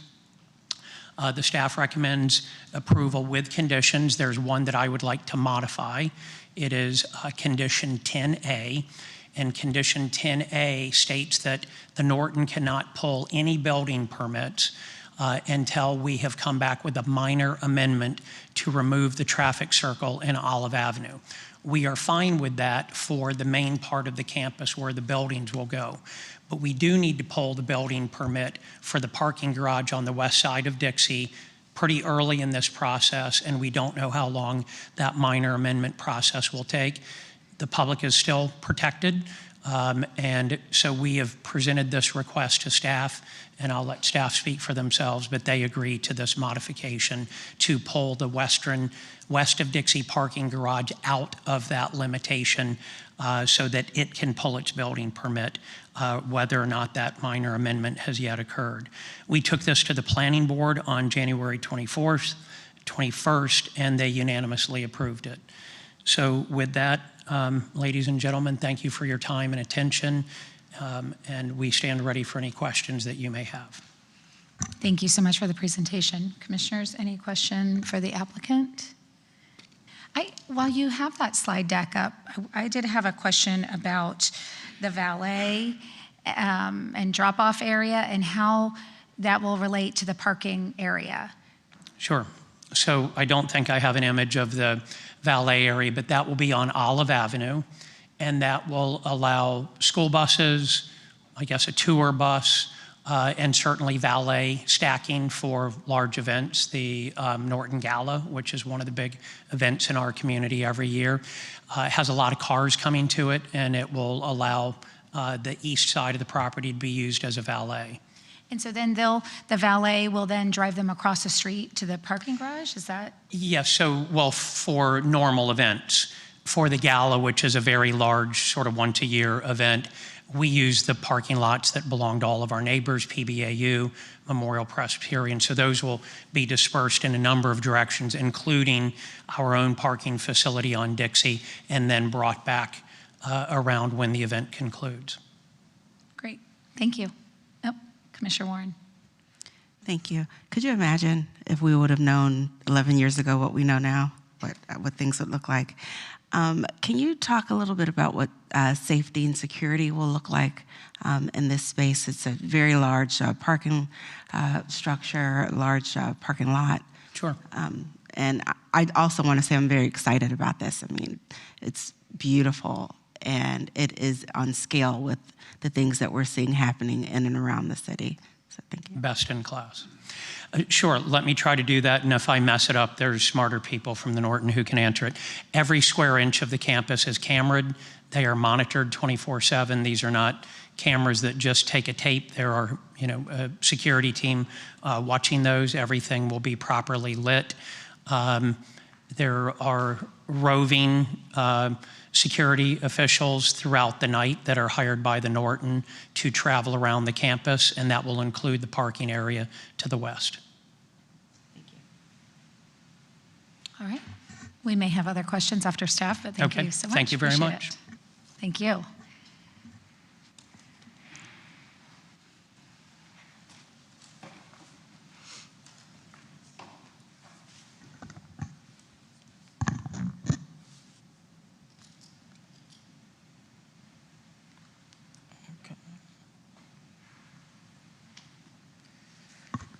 Good evening, Madam President and Commissioners. For the record, Kevin DeFrank, Senior Planner with the City's Development Services Department, and I will be presenting staff's findings and recommendation for the subject agenda item.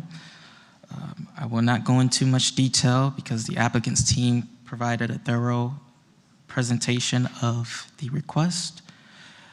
For the two waiver requests, staff does not object to either one.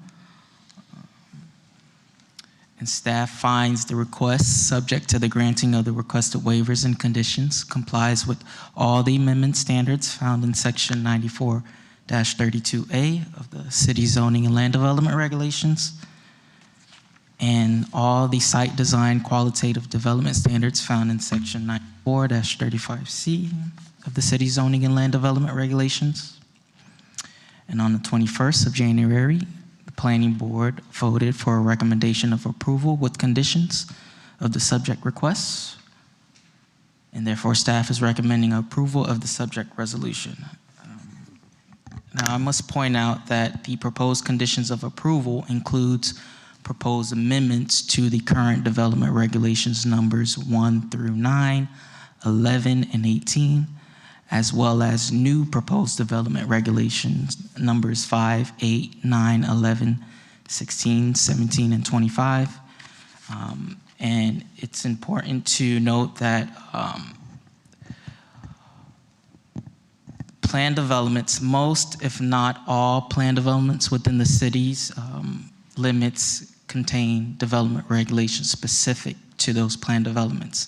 And when it comes to plan development major amendments, such as the one before you, this can include changes to those development regulations, which are outlined in the resolutions. And those changes or amendments can include a combination of the applicant's requests and staff's proposed conditions of approval. I will defer to the city attorney to discuss the latest changes to the regulations as to accommodate the latest request by the applicants. Sure. It's based on my understanding, all of the conditions that were contained in the draft resolution were looked at, reviewed by both the applicant and staff. They agreed to all of them. There was a recent request that was finalized this evening. Mr. Oyer referred to it, and it's condition 10A. There is an additional sentence that staff from the traffic engineers agreed to here in the city, and that sentence that will be added and has been added to the draft resolution that if you move to approve this evening, it's included, states as follows. This condition is only applicable to the issuance of building permits for the new museum buildings on the east side of Dixie, so that the concern as it relates to the parking garage has been removed from the condition. Is that the end of your presentation? Yes, that concludes staff's presentation. Okay, thank you. Commissioner Peduzzi. Thank you. Since I may be the one making this motion, Madam City Attorney, there isn't any modification then of the staff recommended motion because it's already incorporated? Right. So the resolution that's attached to the agenda package does not have the language, but the language has been changed and it is now part of the record and includes the sentence that I've read to you. So you just do the motion that's in the agenda there. Thank you. Commissioner Ward.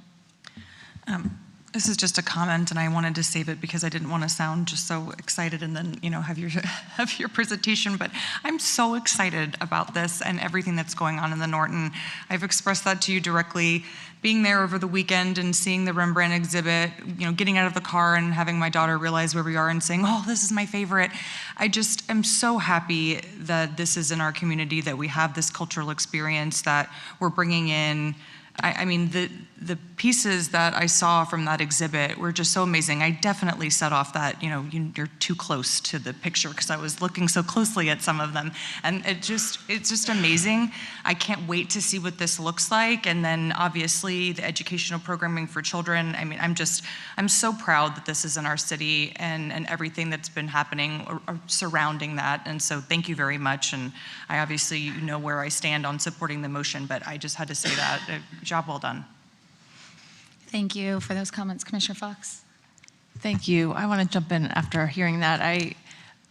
I grew up here, and one of my first memories of art was seeing the Dwayne Hanson sculpture and thinking it was real and being so surprised how lifelike that somebody could create something that was so incredible. And then I went to work at the Norton in 2003, right after they had finished one of their previous renovations, the Nestle Wing you mentioned, and they had just put in the Chihuly ceiling. And I thought, I can't even believe this is my hometown museum. And now to see it all these years, how far it's come. And so happy that you're finally taking advantage of the $1 million view that you have there.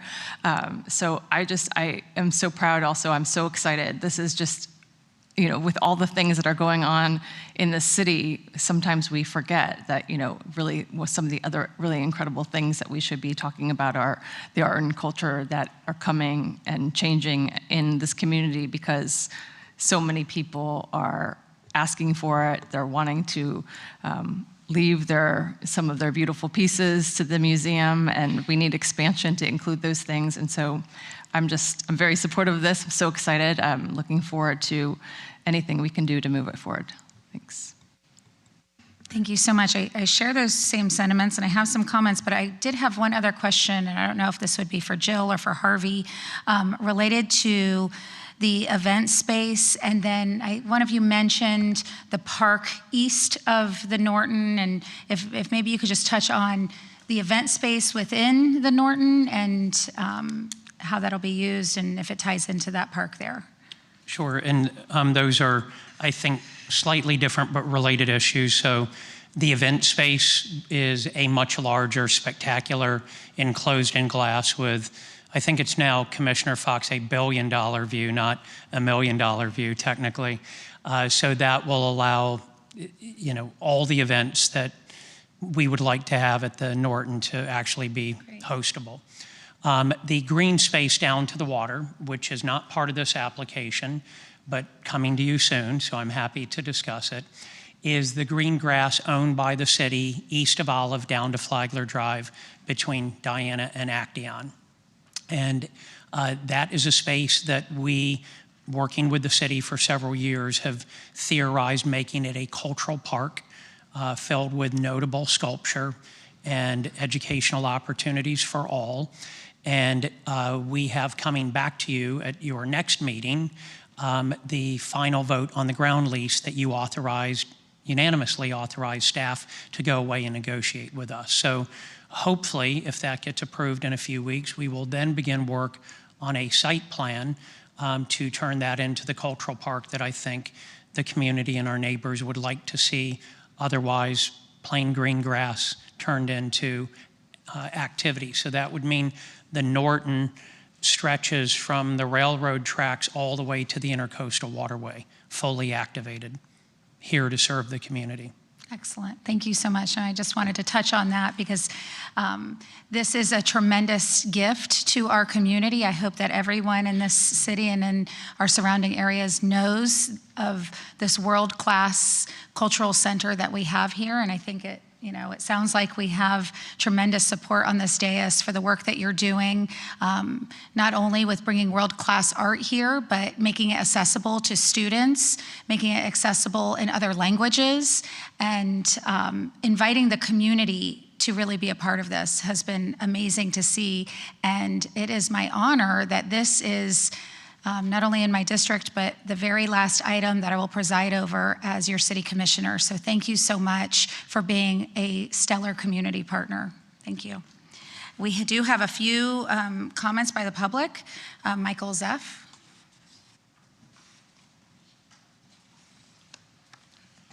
Good evening again. Michael Zeff, President and CEO of the Chamber of Commerce of the Palm Beaches. The project before you this evening was thoroughly reviewed and approved by our Government Affairs Committee and our Board of Directors, and we encourage you to go along with the staff recommendation and approve this project this evening. Thank you. Thank you. Also, we have a few comments by the public who wish not to speak, so I will read their comments into the record. James DePaula said, please approve for the great benefit of all city and regional residents. Darren Rubenfield said, I support the project. And Margarita Pincos said, I support the expansion of the Norton Museum. It is a credit to our community and provides excellent services to the community. Thank you. Thank you so much to the community. Any other comments or questions? Thank you. Hearing none, I'll entertain a motion. Madam President, I know this is a motion that you would absolutely make if it weren't for chairing this meeting and not being able to under the Robert's Rules of Procedure, but I am happy to make this motion on your behalf. I move that we approve resolution number 68-26 based upon the application submitted, the staff report, factual testimony, the recommendation of the planning board, the findings that the request complies with the comprehensive plan and the standards in section 94-32A, 94-35C of the city's zoning and land development regulations. Second. Thank you. The motion has been made and seconded. Any other further discussion? Hearing none, all those in favor say aye. Aye. Any opposed? Motion carries unanimously. Congratulations and thank you. All right, we are moving into comments from the public. Do we have general comments? Nope, they already all spoke. All right, commissioner comments then, and I have no idea what order we normally go in, so I don't know if who's ready. We'll start down here with Commissioner Warren. Thank you. I'm surprised at how emotional I got today and listening to all of the comments and hearing people from the public that came today to be a part of your last official commission meeting, and just hearing their reflections and how they see you and feel that you understand and connect with them and they appreciate your service was really something, and I think that we all were impacted by it. So it's, you know, when you're sitting here and serving, you don't think of just how much happens and what all of our lives are like and what living life is and serving on this board is until you hear people come and reflect and share with you through their eyes how they see the work that you do. So it was really impactful to just hear from them what they think of you. And looking forward to our conversations and doing other things in the future. But I have much more to say later, and I don't want to get go too far. But it was really, really nice to hear what everyone had to say. Thank you. Thank you. Thank you. Commissioner Ward? Thank you. Thinking about 8 years, it really has flown by. I remember the first time that we met when you were running, and we were, I think, at City Cellar. And just like how quick that goes by. And now we've got kids. We haven't aged at all, but we have, there's lots that happened in 8 years. But thank you, and I was getting an emotional hearing it. It really is nice and refreshing to have people come up and show up, and that just is attributed to all your hard work. I do want to talk about a couple other things. One is I had myself a very good West Palm weekend, and I just wanted to share that, as well as some thank yous. I started off at Nights in Northwood on Friday night, and it was bustling. You'll be happy to know there were so many people there. There were so many vendors. It was just fantastic to see, and so thank you to Angela and to Jess. I know Jess was out in the streets trying to make sure people weren't parking. It was a phenomenal event, and it's what the residents residents and the merchants in particular have been wanting to see again, and that revitalization. And so I really appreciate the staff's effort of getting the word out and for everybody showing up and participating. And then the following morning, going to the Howard Park egg hunt, which was hysterical and amazing. And there's so many little children running around in their sectioned off areas. It lasted, I don't even think it lasted 10 seconds of just the chaos of just going after the eggs. Job well done to our Parks and Rec. And then I went to the Norton and saw the Rembrandt Museum. And then afterwards, I went to the boat show and enjoyed that. And so there were just so many things going on. And I was just left feeling grateful that I live in this city and everything that it has to offer for myself and for my family. It was fantastic. I do want to mention something because while I'm always remissful that I miss a meeting, I missed last meeting. I went back over the meeting and I heard the mayor's comments on the EAC, and I wish he was here, just like I'm sure he wishes I was here when he was making his comments.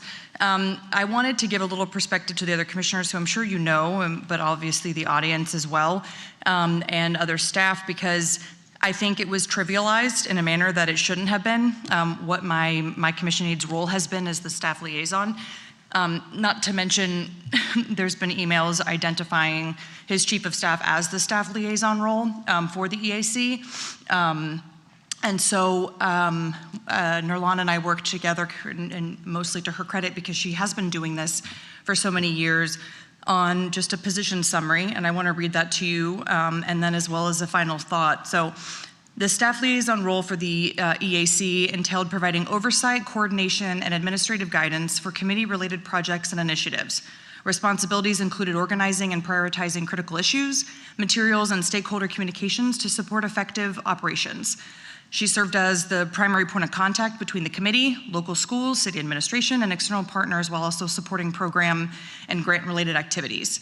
So that included, again, membership support, committee oversight, administration, coordinating with all of the different department heads and everybody involved, stakeholder coordination, liaison functionings, policy research and special projects, grant administration, which is a lot, specifically assisting with the entire process, collecting and tracking deliverables, constantly communicating with the applicants and stakeholders, assisting the financial tracking, reconciliation, ensuring timely accuracy so that we can actually process those grants and get them out to the city, that the schools can use them. Specifically, 121 corrections that she had to make on that, which was the actual chief of staff responsibility.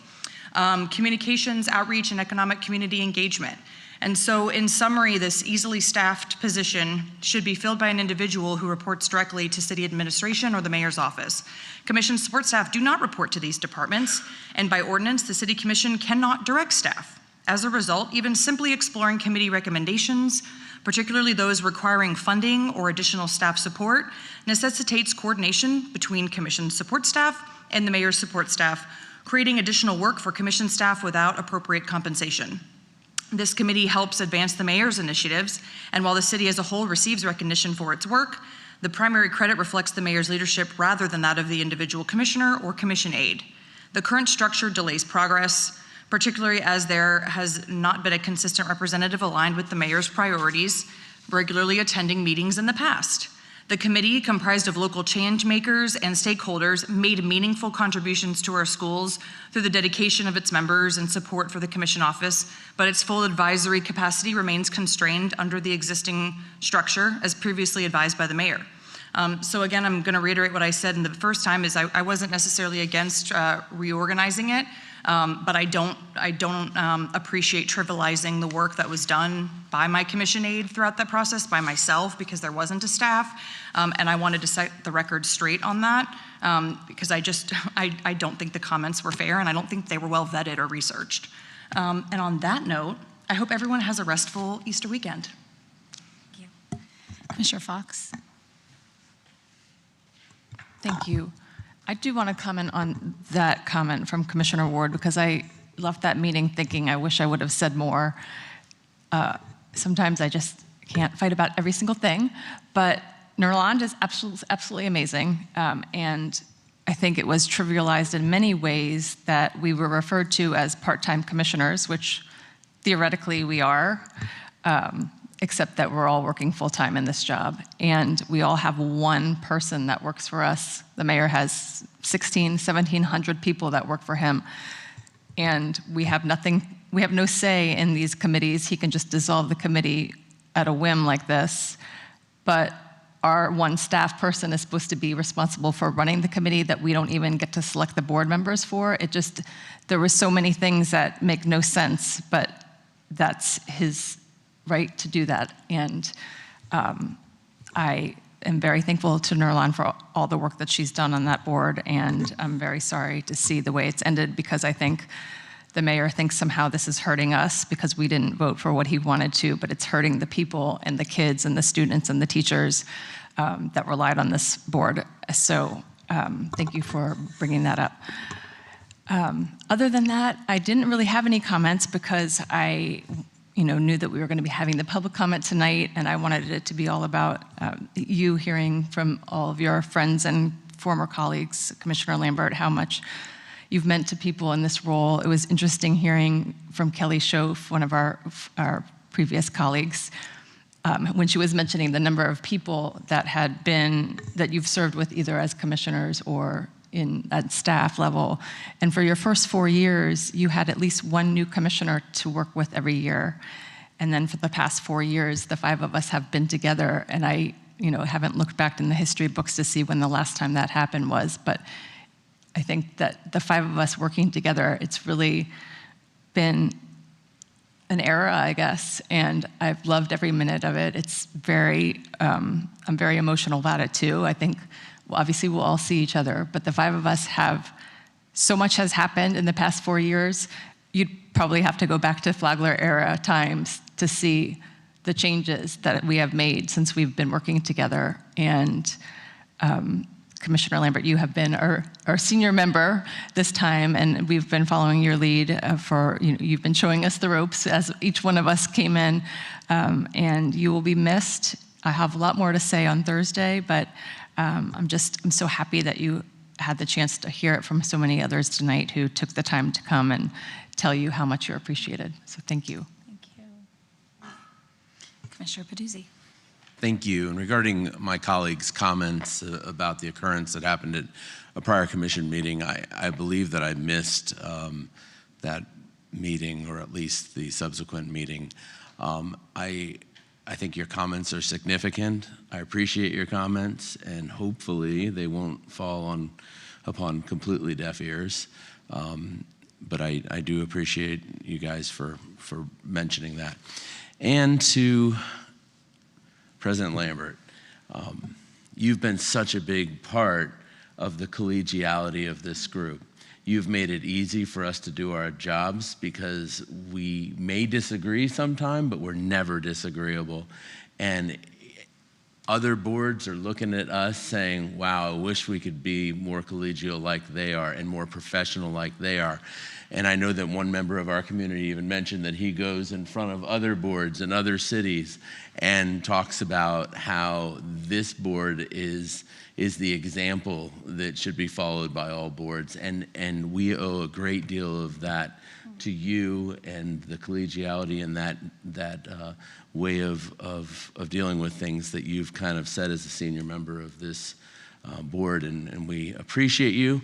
Obviously, I'll have more comments on Thursday, but I'll say this, that I look forward to supporting you in your future endeavors. Thank you. Thank you again, guys. This is, I'm at a loss for words, which you know I'm usually not. So, but just thank you for everything that you all have done on this dais. And Commissioner Warren, I wholeheartedly agree. Hearing people talk about, now I know that they were talking about their experiences with me, but we have all done those things. And it's amazing just the heart that we have for the community and how we work together on this dais, not being able to talk to each other, out on items that are coming before us, and yet we still find a way to have discussions and prompt each other, push each other to talk about those things that are difficult but are important for our community. And I promise to have more prepared remarks on Thursday, but I also want to say congratulations, because I did not get to say this publicly, to Commissioner Fox, Commissioner Ward, on your successful re-election, to Commissioner-elect Steve Sylvester. I'm looking forward to handing over the reins to you. They have already taken everything out of my office and repainted it, so there's no evidence that I was ever there already. We're getting ready for you. You have some very high heels to fill, but I know you'll do great with this team, who will also help guide you as we have all helped each other. And to that point, Commissioner Ward, I was sorry that you weren't here that day when the mayor was talking about the Education Advisory Committee. I appreciate your comments about all of the things that Nurlan has done to staff this, because I served as that liaison before you, and we didn't have a lot of the programs that are now in place. And so that staff definitely, it was great to hear all of the things that she does, because those weren't in place before. And I wanted to publicly say thank you to Nurlan for her time and energy doing that, because I remember when it wasn't a commission aide, it was an administrative assistant who helped staff that before. It was truly just taking the attendance and the minutes and maybe setting the public notice that went out about that. So, I appreciate it, and my comments on that day were to the mayor that, having experience with the Education Advisory Committee and in education industry, I would like to help as a regular citizen on helping to revamp that, because you bring up some good points that if these other actions are to continue, which we all are very supportive of, the grants that we provide to our schools, then we need to find out how that's going to be administered. And so I do commit to you all that I'll continue working on that as well. Thank you again, Commissioner Ward, for bringing up those events. It was a phenomenal weekend in West Palm Beach, and I don't know that I have more to add to those, except for the Easter egg hunt was hysterical. I think you called it beautiful chaos. And the staff said that they believe they have about 500 families that come out to that. And I don't even know how many thousands of eggs that the staff fill, not only with little sweet treats, but also little games and stickers and fun toys. And Brianna had an amazing time opening them and closing them and reopening them again. We may hide them again in our backyard this weekend. And then also had the opportunity to attend the ribbon cutting for Palm Beach Atlantic's business hall, which is amazing. And they referenced it at the Norton presentation, just that they're expanding and growing, and to be able to have two amazing institutions side by side, along with our other businesses in the area, is really just a gem for the city. So many other things going on in the neighborhood. We also had a love and wellness walk in Dreher Park this weekend that the Mental Health Association put on, which they wanted to take their own twist on a 5K, and so they had a drum circle and other mindfulness activities going on. So it definitely is a great time to be in West Palm Beach. And with that, it is,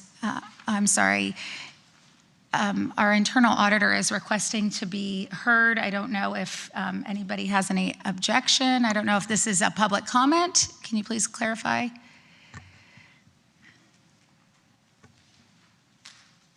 I'm emotional just walking up. But thank you for saying that you were going to be remiss. I wanted to take time to thank you. I have also worked with you for 8 years. It's also Women's History Month.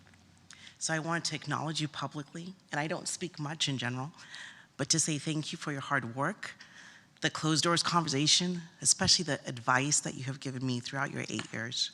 And even at our last audit committee meeting, just being there, chairing and being a support to the internal auditor's office, I can't thank you enough. I can't thank any of my commissioners enough, but in particular, it's been 8 years and it's been wonderful, and I would have been so upset if I just didn't take the moment to say thank you. Thank you so much. Appreciate you. Appreciate all of the staff, our first responders who show up to our commission meetings. Thank you. Our police who keep us safe during these commission meetings. Thank you to all of the staff who work so hard to keep City Hall running. We couldn't, we have the public facing role, but they are the heartbeat of our city. And I know I speak for all of us when I say thank you to all of the staff as well. So it is my honor to adjourn this very last meeting of this year, West Palm Beach City Commissioner. Thank you.